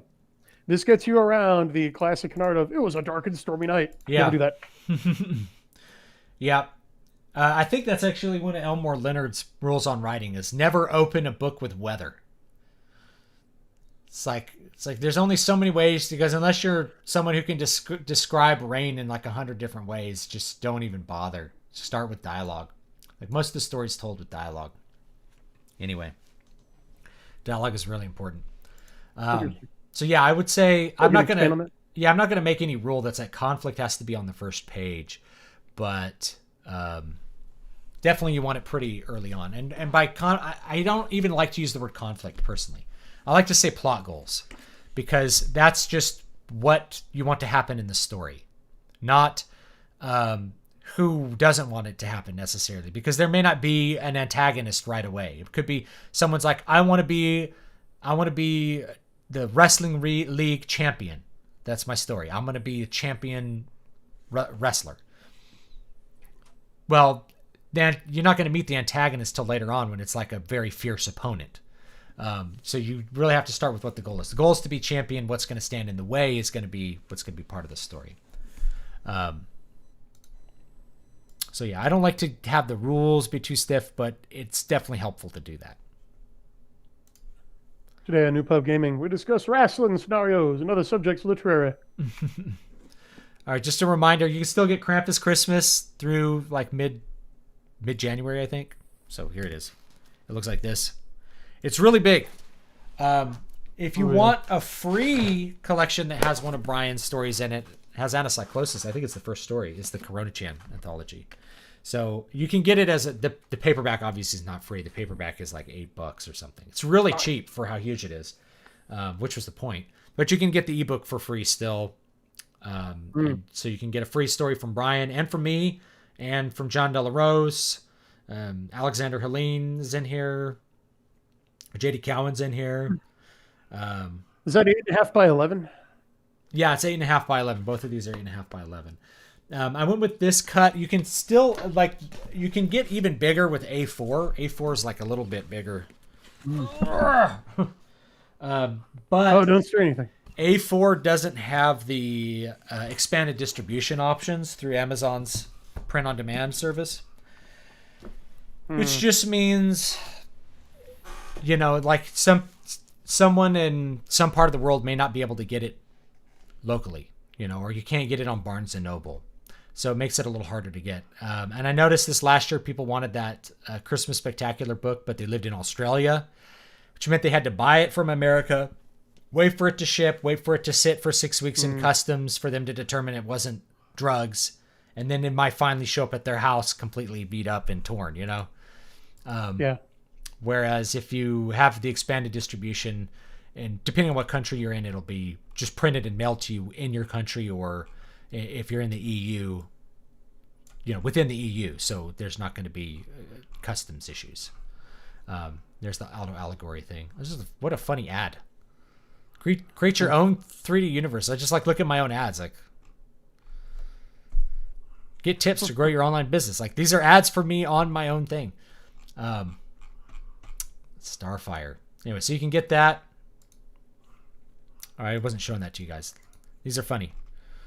It's this is create your own 3D universes. And I'm not even paying attention to what AdSense does. It just does stuff.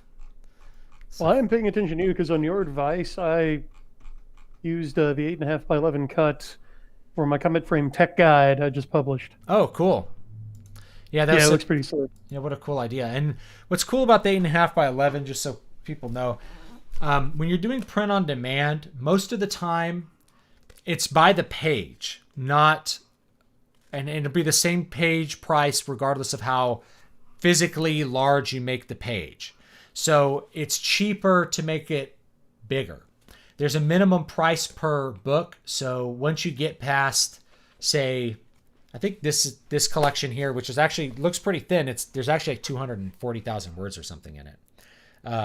Once you get past 120,000 words, or some larger amount of words, it's actually more beneficial to use a bigger cut size. I do a lot of 5x8s, but those are for shorter books where it doesn't really matter that much because there's a minimum print price or whatever per book.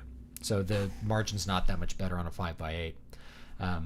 But yeah, 8.5 by 11 is good. And if you have something with a lot of pictures, 8.5 by 11 is even better because the pictures are huge.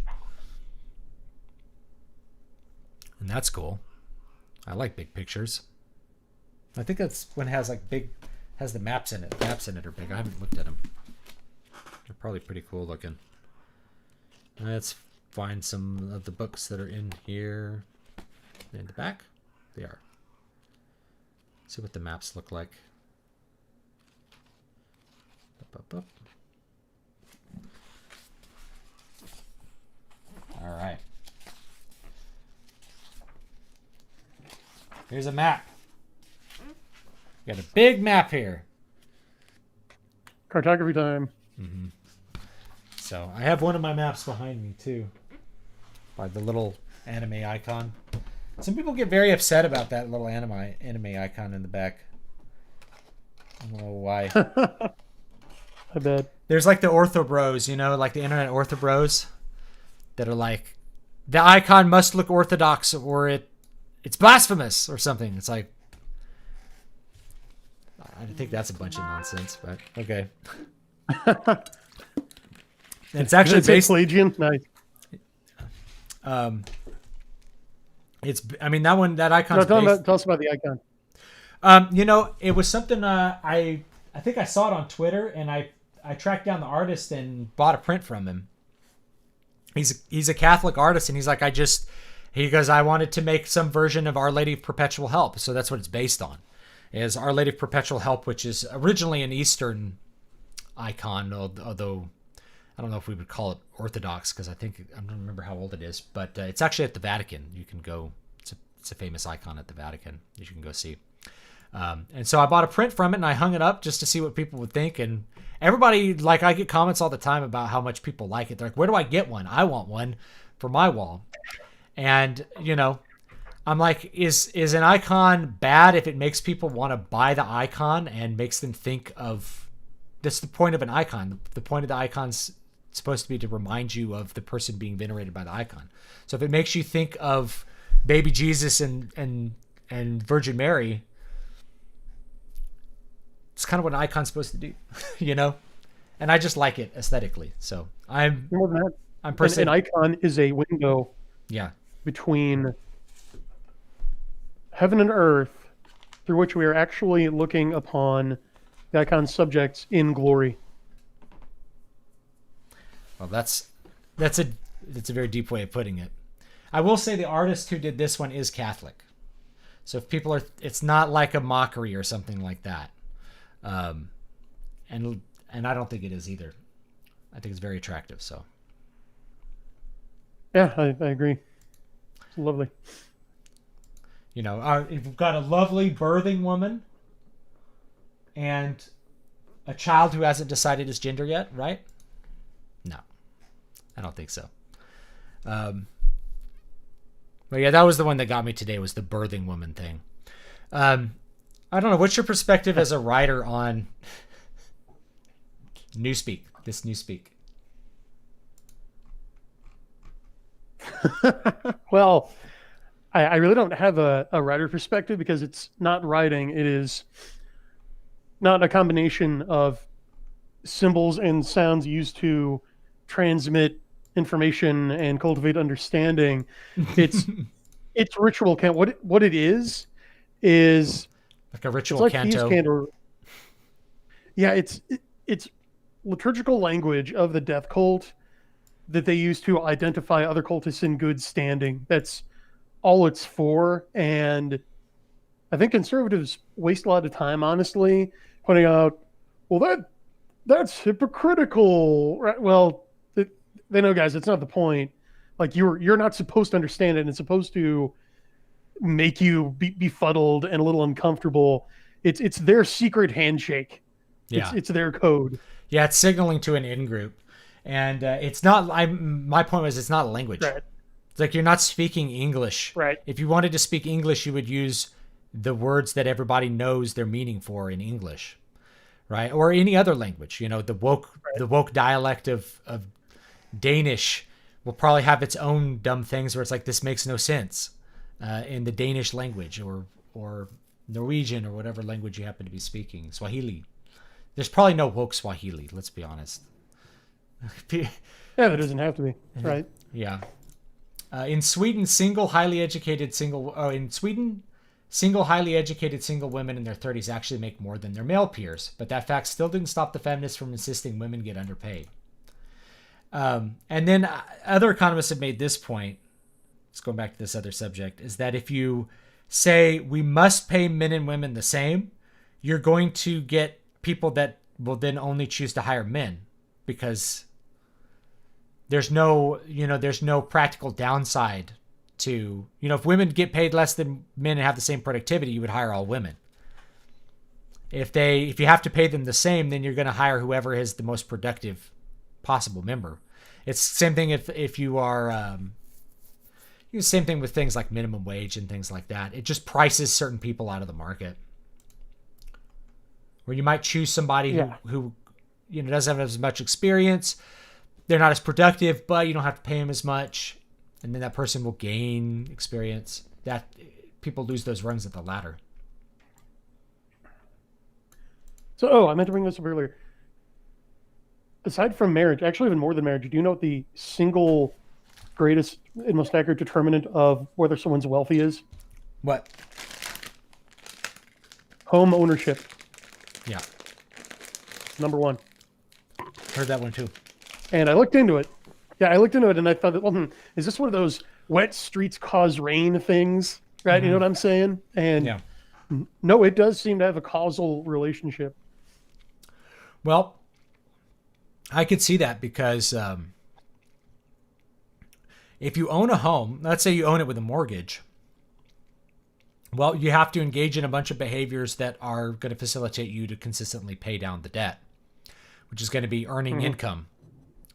And you're forced to convert that income, some of it into equity on the asset. And what goes along with the habits is, saving for retirement or buying other assets and things like that. So it creates stability versus, the period of my life where I lived in a different place every single year, I didn't have a lot of opportunity to acquire, I didn't live a lifestyle where I needed to have a consistent income and acquire wealth in order to maintain my asset. I could lose money in 1 month and it wasn't that big a deal. In some ways that was good, but once you have responsibilities, you kind of have to direct your life towards producing more wealth. Exactly. Now here's another one for you. Follow up. Which generation has the lowest rates of home ownership among extant cohorts? I don't know. Gen Y. Gen Y, our generation, yeah. The last analog childhood.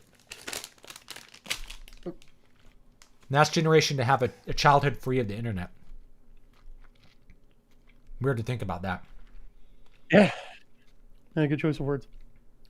So we have an analog childhood and a digital adulthood. So yeah, and I get that. Like so many of my peers that I went to school with, I noticed this a couple years ago. Is they all started doing this in their 30s. They all started going back for like master's degrees and stuff like that. They started going back to school. I was like, man, this is really... And of course, yeah, I did. I went to school with people that were all artists in some degree. They were art majors or they were music majors or something like that. So they're all going back for like master's degrees in, instrument performance or something like that, or conducting. And what I kind of realized was that they hadn't progressed. There was no progression in their 20s. They didn't do anything permanent in their 20s, and so they looked back and looked at when they were undergraduates and said, well, that was like the last time I was happy and had a direction in my life. So I'll go back there.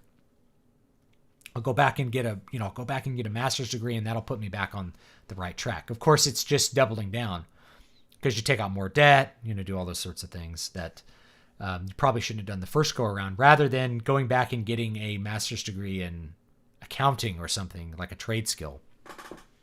You go back and get it in. Yeah, I don't know. This might come full circle in a weird way. See if this has any significance for you. So, one of my buddies who did that, he's a musician, went back to school for a music degree. Okay, he has 2 sampler sequencers. Okay, one is a digital sequencer with analog controls.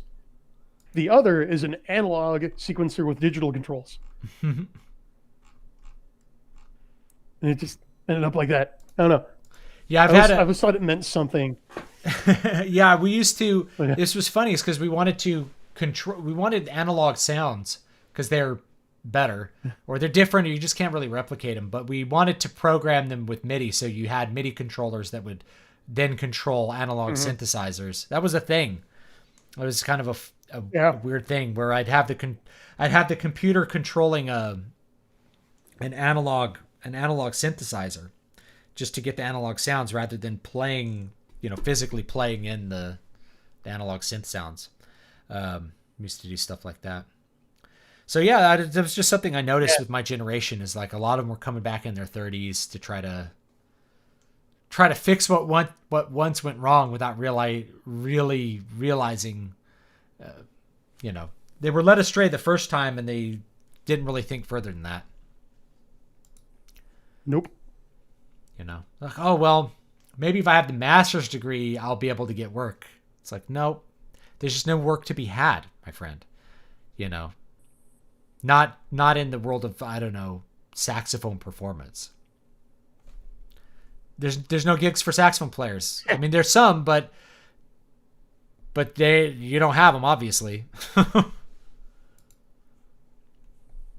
Sorry, it's just reality. No, there's a lot of avenues. There are a lot of rabbit trails we could go down off of that conversation starter. Yeah. But I don't know how many of them YouTube will like. Probably none of them. Yeah, there's only a few auto-allegorical writings I enjoy, and modern life provides even fewer, but surprisingly I enjoy Max Landis and his screenplays featuring versions of himself. Now, I kind of like the Charlie Kaufman movies, like Adaptation and Being John Malkovich. They're super weird. It's some of the weirdest movies, but that's kind of what makes them good, is that they're just so outside of the normal mold. They just end up always being an interesting watch. And Adaptation was really funny because they like really fully committed to it. It's about him trying to adapt the screenplay to a book called The Orchid Thief, where there's no story to adapt. And at the end of the movie, it says based on The Orchid Thief. Based on the book The Orchid Thief. And so rather than having himself in it, he has a pair of twin brothers that are him. It's like, and then like one of them dies in an accident at the end. So it's not clear, it's a symbolic auto allegory, only it's actually about himself, but his twin brothers, but the events are fictional and are merely symbolic for like his struggle trying to adapt. It's like he was supposed to adapt the story and threw it all out and wrote a really weird screenplay and said, this is the adaptation of it. So he always does weird stuff. It has Nicolas Cage in it. Yeah, it has Adaptation. I think is way funnier. I think it's a very clever movie. And not everyone's gonna like. I've never heard anything good about it till now. Wow. Oh, I loved it because it's so weird. It's just once you've watched a ton of movies and you realize they're so formulaic, and most people just really like things that are very formulaic. But I get very bored of them. I like things that just really break the mold, and that's definitely one. He's done a couple others that aren't coming to the top of my head. Any simple tips on obscuring info and creating cleverness? Don't. Yeah. That's like a number one new writer mistake. Be clear. Yeah, I think this was something that Stephen King actually talked about, was like he got into conflict with his writing teachers because they were like he liked to just be clear and direct with his storytelling, and they're like, no, you can't just tell people what happens. He's like, but that's a story. People want to know what happens, It's like, well, what's the symbolism behind this? There's no symbolism. It's just a monster. It's supposed to be scary, He got in trouble with that because he was just writing simple stories that people liked rather than, this is symbolic of the struggle of the Native American. And it was like, no, they're just aliens, dude. In my editing work, it would save me hours and hours of time if new writers were just taught that the point of writing is to convey understanding to the reader. Like, it's not about you. It's about the reader. It's about the reader. Okay. Yeah. It's about the reader. Yeah. That'll 90% of your problems. Yeah. No, my only, it's not a counterpoint. I like to write the stories that I'm really interested in writing.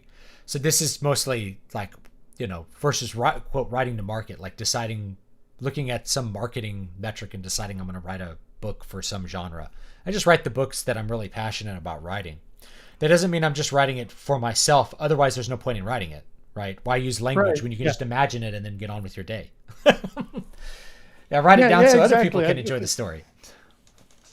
I've had people arguing with me about that. And I'm like, be clear, not clever. And they're like, oh, well, you're just trend chasing. And you, no, that is stuff that has, It's you're nothing to talking do about with it. subject matter. I'm talking about technique. Yeah. So Okay. Yeah. And if you're not writing to be understood, guess what? I can be not understood by not writing. I don't have to do anything. I can just shut up and no one will understand. yeah. It's easy. So let me look at this comment and I'll just look at it from a different direction, like writing a mystery story. The point of a mystery story is that you uncover the mystery slowly, right? You don't uncover it all at once. That's a lot of the story tension comes from you trying to figure out, or a character really trying to figure out what happened, and therefore the reader trying to figure out what happened. So in this, it's not like about just necessarily obscuring things or being clever with the mystery. It's really about the character, the protagonist. This is why mysteries work so good in the first person, I think, is that it's really about that character going through actions which are going to make the mystery become more clear and figuring out more things. So writing mystery, it's not about trying to deceive the reader necessarily. It's about controlling the flow of information to the reader. And I think it's the same thing with horror. Horror is not about scaring them. It's about controlling when and where the reader is able to know what's happening, and it's controlling what speed and in what order things are happening. There's nothing frightening about a monster you see. It's the John C. monster Wright. you don't see. Mhm. Or what did Alfred Hitchcock say? That suspense and surprise are mutually exclusive. Yeah, that's it. Someone. Yeah, because. Yeah, go ahead. Somebody jumps out and says, "Boo! My son will do this to me." That can surprise someone, but that doesn't create any kind of lasting fear. Lasting fear is the anticipation. Oh, this is what it was. There's no terror in the bang, only in the anticipation of it. Mm-hmm. So it's really about letting the audience or the reader kind of stew in what they think might happen. Yeah, he uses the example of a ticking time bomb under the table that two characters are sitting at, and they don't know it's there, but the director shows it to the audience. Yes. That's suspense. Yeah. The reader or the viewer knows the bomb is there and it's ticking down. The characters in the scene don't. Yeah, and you want the characters to figure it out before they die. You have a desired outcome. I tend to call those plot goals. Like, it's just the reader wants something to happen. Like, you want to have the bomb get disarmed. You want the hero to escape with the girl. You want him to get with the girl. And you're just really trying to wait for the author to reveal how that's going to happen. Yeah, and John C. Wright has an excellent method for how to sort of seed clues to a mystery, how to gradually ease readers into a mystery, and it's by alternating questions and answers. Yes, that's a good one. Really, any mystery. Yeah, any mystery can. Go ahead. Yeah, every mystery in a book just boils down to a series of questions that can be answered with who, what, when, why, or how. Mm-hmm. And so what you do is, beginning of the book, introduce question A. Soon thereafter, introduce question B. Then answer A, pose question C, answer B, pose question D, and you alternate. So you're alternating them. That's a really good idea. So there's always some point of tension. There's always something that has to be resolved. Even if you resolve one previous thing, there's still something you have to know. That's a great tip. A follow-up to that question, on my obscuring question, I meant more like what you did in Eyes in the Wall. So all I really did in Eyes in the Wall was I controlled what order the main character was learning about the monster. So the book starts off with, dead people don't get up and walk around, or do they? That might be the first line. Actually, I'll read it to you because it's an okay first line. Let me find it. By the way, this does have some new stuff in it, novellas that you haven't read. So if you do get it, you can expect some new stuff. My mom used to joke that being a mortician was the best job in the world because all of your customers walk away satisfied. At least they never complain. Of course they never walk away, except maybe I saw one of them walk away. Should I tell you the story? Then that's the opening line. So as you are learning more and more about the monster, that's the main character is learning more and more about the monster and trying to figure out what's happening and what it really is. Is it a demon? He's trying different solutions for it. Now, people talk about the ending of that book, and I won't give away too many spoilers, but there's a thing that happens where basically you think that you are resolving the problem, but then it doesn't resolve in the next scene, which leaves you kind of in a lurch where you're like, okay, well, clearly that wasn't, because you're left with two possibilities. This is the main question throughout the book. Is the kid insane, or is the monster real? And so you resolve one of those things. Actually, first you try to resolve one and it doesn't resolve. So then you think it's the other one, and so you try to resolve one, and then it doesn't resolve. And so you're left in a lurch right before the ending, trying to figure out what is real. And then I reveal to you what's actually going on, and you're able to piece everything together. But it's really just me controlling at what rate you figure out what's happening. Is that you figure out the solution to those problems just in an order. I don't really obscure things. I don't avoid telling the reader something that's important. The reader has all the information that the main character has, and all the information all the other characters have. But that character learns some of that information pretty late in the game, and it's pretty important late in the game. And he wouldn't have learned it had he not answered other questions first. So that's kind of how I did it in that one. Yeah, that brings up and that's a solid hook, by the way. That's awesome. But before I forget, that brings up an important point of the craft, which is point of view. Okay, so you mentioned earlier that mystery works really well in a first-person POV. Okay, well, in that case, you've got one main character. He is the viewpoint character and the narrator throughout the whole story. Now, what the trade-off is, you are limited to showing the reader only what that character thinks and perceives. Yes. And if you break that, if you show the reader something that character can't know, that is cheating. And again, we're not going to say that you can't ever do certain things or break certain rules, but you really got to know what you're doing to pay for that.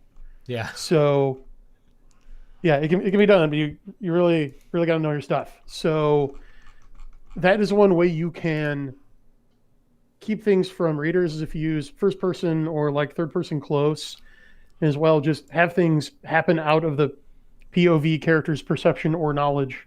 Mm-hmm. Yeah, so I think the first person just allows me to control what the people know and what the audience knows. And really, I think that's really what it comes down to, is just controlling the influx of information. Not so much. I never want to feel like I'm just deceiving people. Honestly, I use similar techniques in Muramasa Blood Drinker. The solution is basically in the first chapter to the problem, and so when everything finally resolves, makes you stop and go, wait a minute, he said this plainly in the first chapter. I just wasn't paying really good attention to it because I didn't have all the context to think that information was important.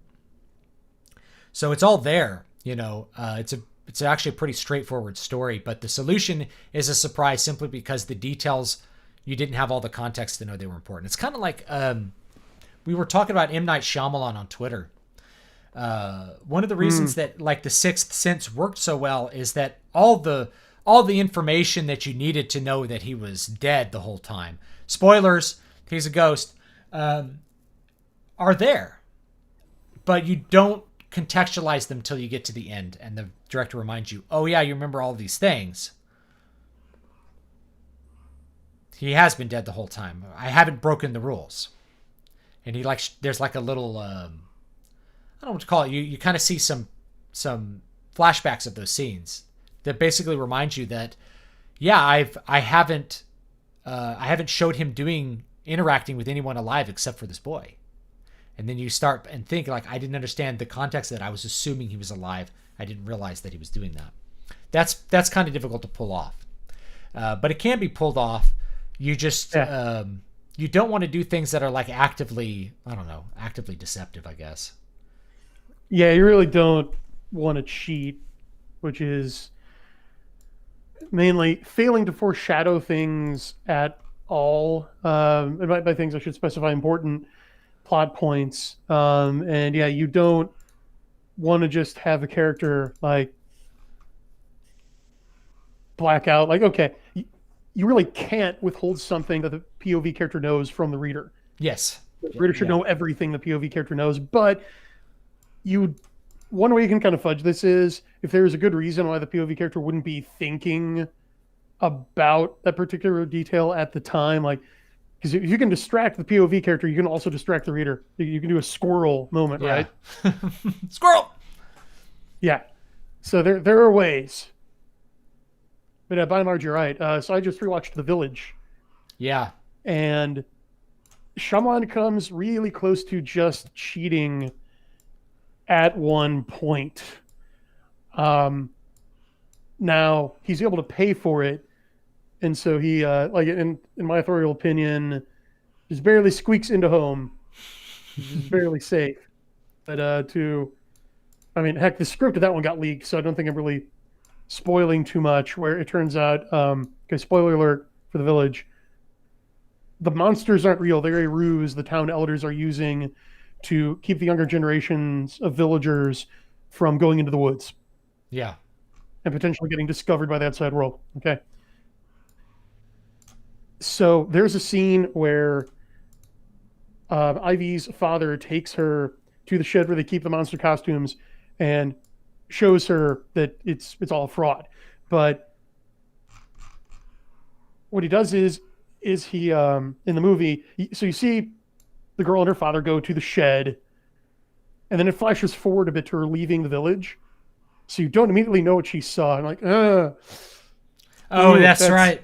Yeah, he does hide that from you a little bit. Yeah, but that's kind of cheating. Now, go ahead. Yeah, but it kind of works because when she's in the woods, she gets attacked by magic rocks. Yeah. Right. So he kind of tries to pull a double. He leaves himself a door there because her dad tells her. Well, let me go through this really quick here. So yeah, they flash forward to her in the woods, accompanied by two guys. Okay, and over the course of their journey, her two companions leave her because they're afraid of the creatures, and she just gets this look on her face like a homeless dude who is about to be handed $100 bill, and then the guy changes his mind, right? Just this crestfallen look. And then they do flash back and show you that it was explained to her that the monsters aren't real. So she now knows that not only have her friends abandoned her, but for no real reason. Yeah. So that the payoff is enough, but also cleverly, like, he conditions you not to immediately expect to quote unquote see everything she sees because she's blind. Yeah.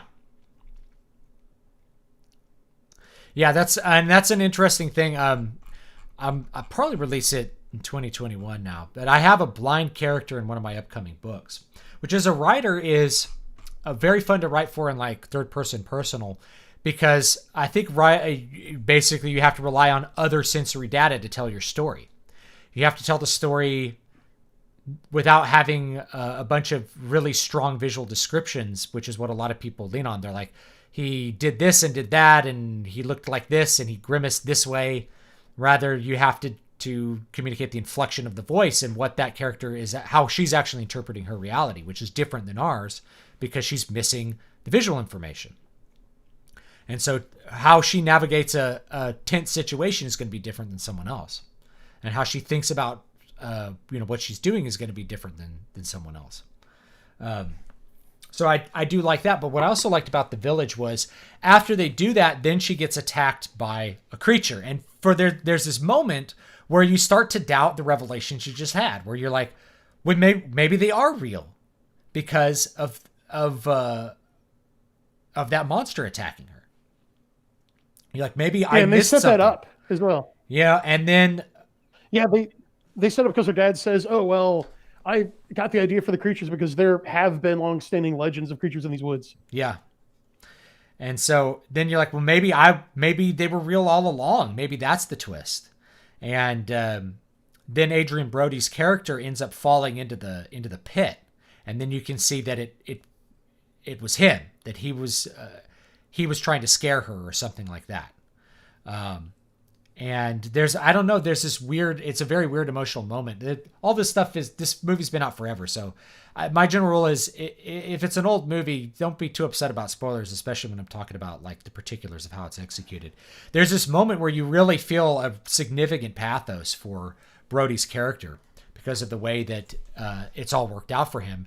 And because he's mentally retarded, because he's intellectually disabled, in a lot of ways, it's a very tragic, he's a kind of a tragic figure. He does these things which are evil and then ends up paying a really bad price for it. Then really no one wanted him to pay the price for the bad things he did.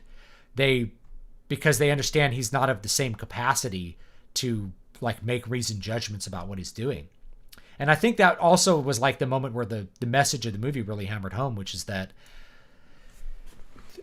they're trying to protect themselves from the world out there. It's the world out there that's evil. It's the world is causing bad things to happen to us.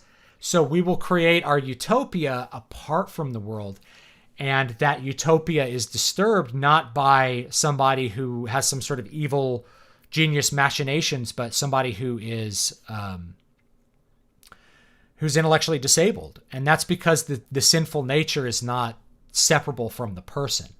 And because he doesn't have those reasoning capabilities, he's more able to express his immediate desires. And we can kind of see as a lens, him as a focus for the reality of jealousy, of committing violence because of the things that you want, doing bad things to other people out of compulsion or impulse.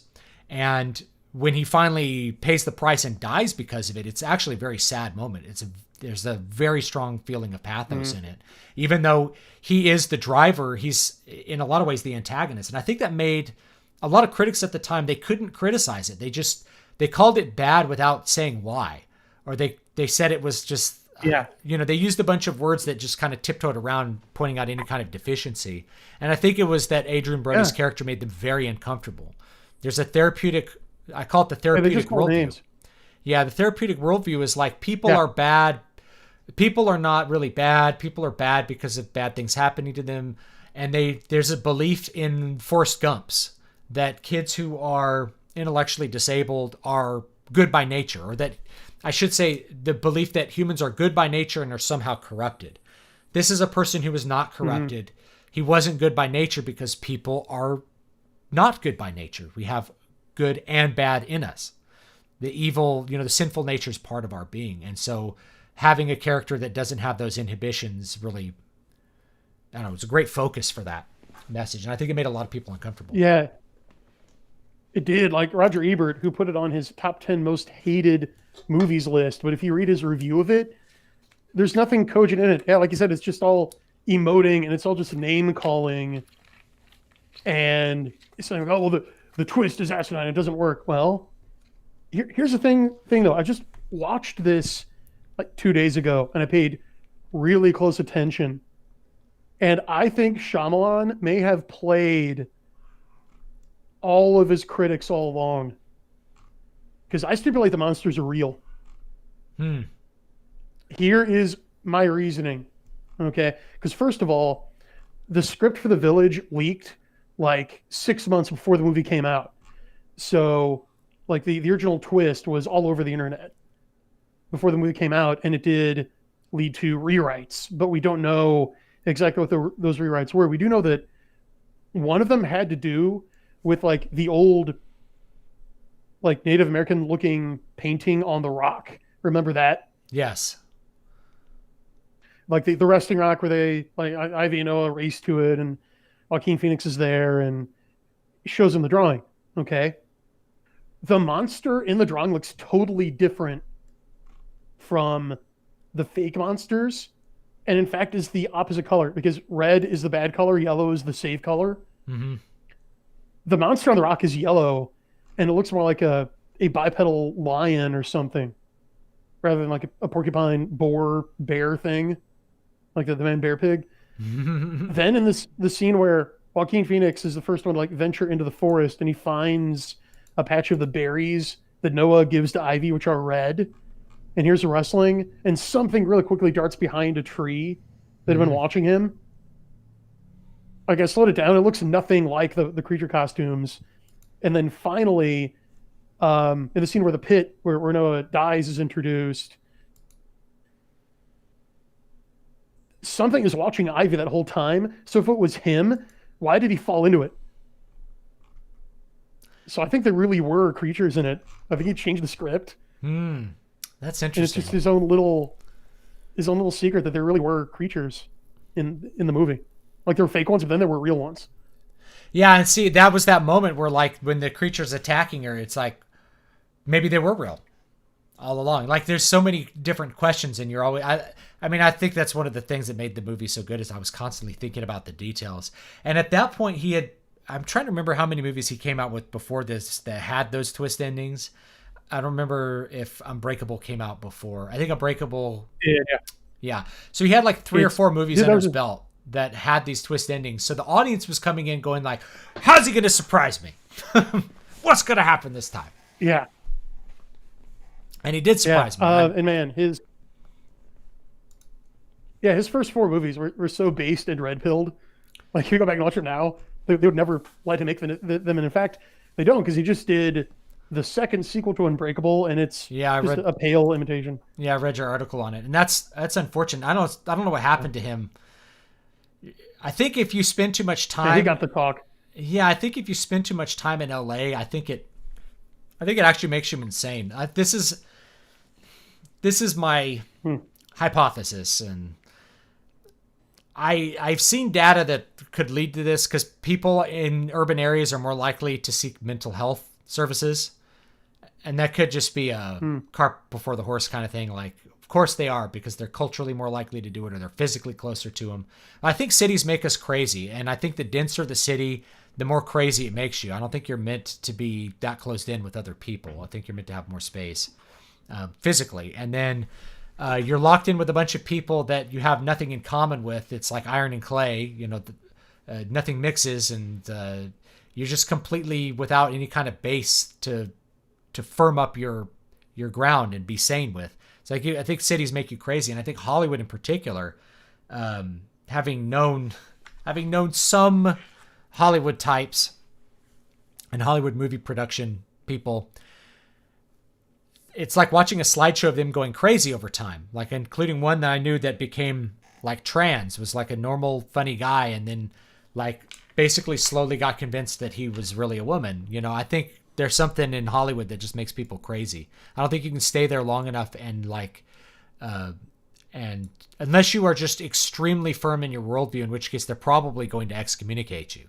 So if you're in there and you're trying to get stuff produced, I think it's like a cult. We always call it the death cult, but I think they use cult tactics of basically getting you to continually do little things step by step that get you deeper and deeper and deeper into the worldview of what they're doing. It's like, it's like making American prisoners of war write essays on why capitalism is bad. So eventually you're just training them to think capitalism is bad. You give them a little reward. Oh, you get meat if you write me an essay on why capitalism is bad. And at first they don't believe it, but they want the paycheck. They want the meat. They want to eat better that week. And then eventually you have just brought them completely into your worldview by getting them to physically repeat the creed. So this is why I know we're going off in crazy directions, but it's so interesting for me to think about here. Yeah. It's why speaking a creed is important. It's why saying, like, it's why the witch test is important. Jesus is the Christ. Jesus is the Son of God. He died and was raised again on the third day and reigns in heaven. Whatever version of that is. Huh? Not a witch. Yeah. So You're saying the creed, or whatever the Nicene Creed, if you want to say the Nicene Creed, in fact, I could just look it up and say it. Saying that reaffirms that this is true. I would not say it if it wasn't true. And so if you are one of those people that's kind of weak on it, and the early church struggled with this a lot. It's like people who, for convenience or for maybe to avoid persecution would, submit to, say, the cult of the emperor. And then the question was, well, do we let them back in? Do we laicize bad deacons or whatever it is? There's been a question in the early church, because even if you don't mean it when you first say it, if you say that Caesar is Lord and burn incense to him, even if you consider it a meaningless act, you're doing it. And if you do it enough, it's not going to be meaningless anymore. You're going to be subsumed by that worldview and start to spit out the inputs that you've been getting. You're going to output your inputs. So I think if you spend enough time in Hollywood dealing with their worldview, saying their worldview back, it's going to push you into that worldview, and then you're just going to have it. Unless you're just particularly resilient, in which case they kick you out. Like, who am I thinking of? He did the Wedding Crashers movies. Mel Gibson. Actually, Mel Gibson's a great example. He's a better example than who I'm thinking of. I'm thinking of not Owen Wilson. I don't know. I'll remember his name in a minute, I'm sure. But yeah, he basically got excommunicated from Hollywood because he wouldn't repeat their creed over and over again. Mm-hmm. And that's happened to several actors. And so you have to be, I don't know, I think you have to have a very particularly strong point of view in order to resist that. And they're going to get you to do it. They're going to be like, why don't you just make this movie about, this and that. And if you say no, then you won't ever work again. You say yes, you do it enough times, eventually you just start to believe that Trump is literally Hitler or whatever. Vince Vaughn. Owen Benjamin got excommunicated as well, but that should be really, really obvious.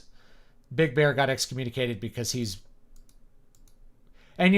tell you, he's like, I was with it, and you're saying it and you believe it, and then after a while you just can't believe it anymore, and you have to exit it. Yeah, Vince Vaughn.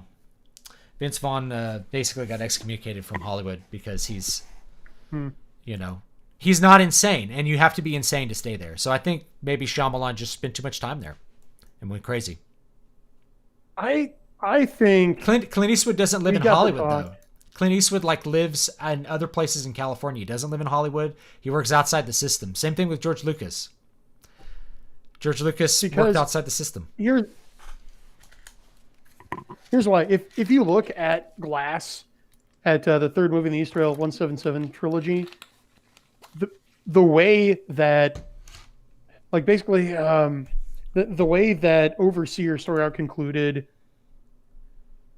it first of all was a complete inversion of the theme and message of Unbreakable. And you had the pagan imagery with the shamrock tattoo, and what you basically have is the Campbellian version of the Superman triumphing over the prelapsarian or glorified, divinized Christian idea of the Superman in a sacrificial way. Also, speaking of the witch test, what was a common method of execution for witches? Burning them. There was another one that was the opposite, but drowning. Equally famous. Yeah, I'm trying to avoid spoilers because this is a recent movie. But and the Overseer. What's Overseer in Greek? Do you know? I don't know. Episkopos. Oh, okay. Which is bishop. So you've basically got an inversion of a witch trial. I think it's deliberate. I think he was made to basically burn his pinch of incense. Yes. Actually. Yeah, to actually burn the pinch of incense. Yeah, and that's I mean that was the danger and why the church had so much. It was such a conflict in the early church when people did that, because it's like, even if you don't mean it, you are giving tribute to things which are against the true order. And eventually, can we be sure that you believe the right thing? All that stuff matters, I think. Anyway, I'm looking at my time, and we've gone on here for 2.5 hours, so we really need to wrap it up. Brian's newest book, your newest full book, is still Combat Frame Exceed. Is that it? Is that the whole thing? Well, there's Combat Frame Exceed S, which is Exceed the S. most recent full novel, but then I've got the tech guide, which is a full book. It's got full color illustrations of the CY era arc comic frames and mechs. Again, in a handsome 8.5 by 11 size, makes a great coffee table book and conversation piece. Big size like this. I'm trying to find there's a copy of the cover art for the story, so you can expect some mecha action.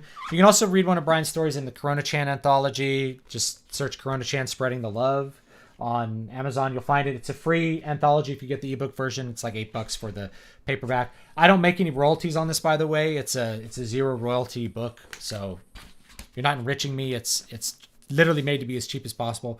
Krampus 2020. This is a $20.20 collection. There's how many for 1, 2, 3, 4. There's 5 full books inside of this.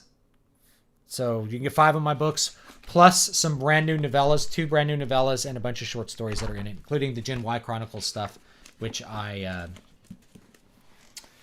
put out on YouTube from time to time. So, all right. So I think that's about it. Thanks for joining me, Brian. And anything else to plug before we go? Thanks for having me. All right. I gotta confess, I've been trying to look up a comparison of the creatures from the village, and for some reason I cannot find a picture of the rock painting, but I did find the costume they actually made. So just put it in the Discord. There it is. I don't know if you'd show people, but yeah, they made 2 different costumes. Oh yeah, that's the fake one, huh? The top is the fake one. Yeah.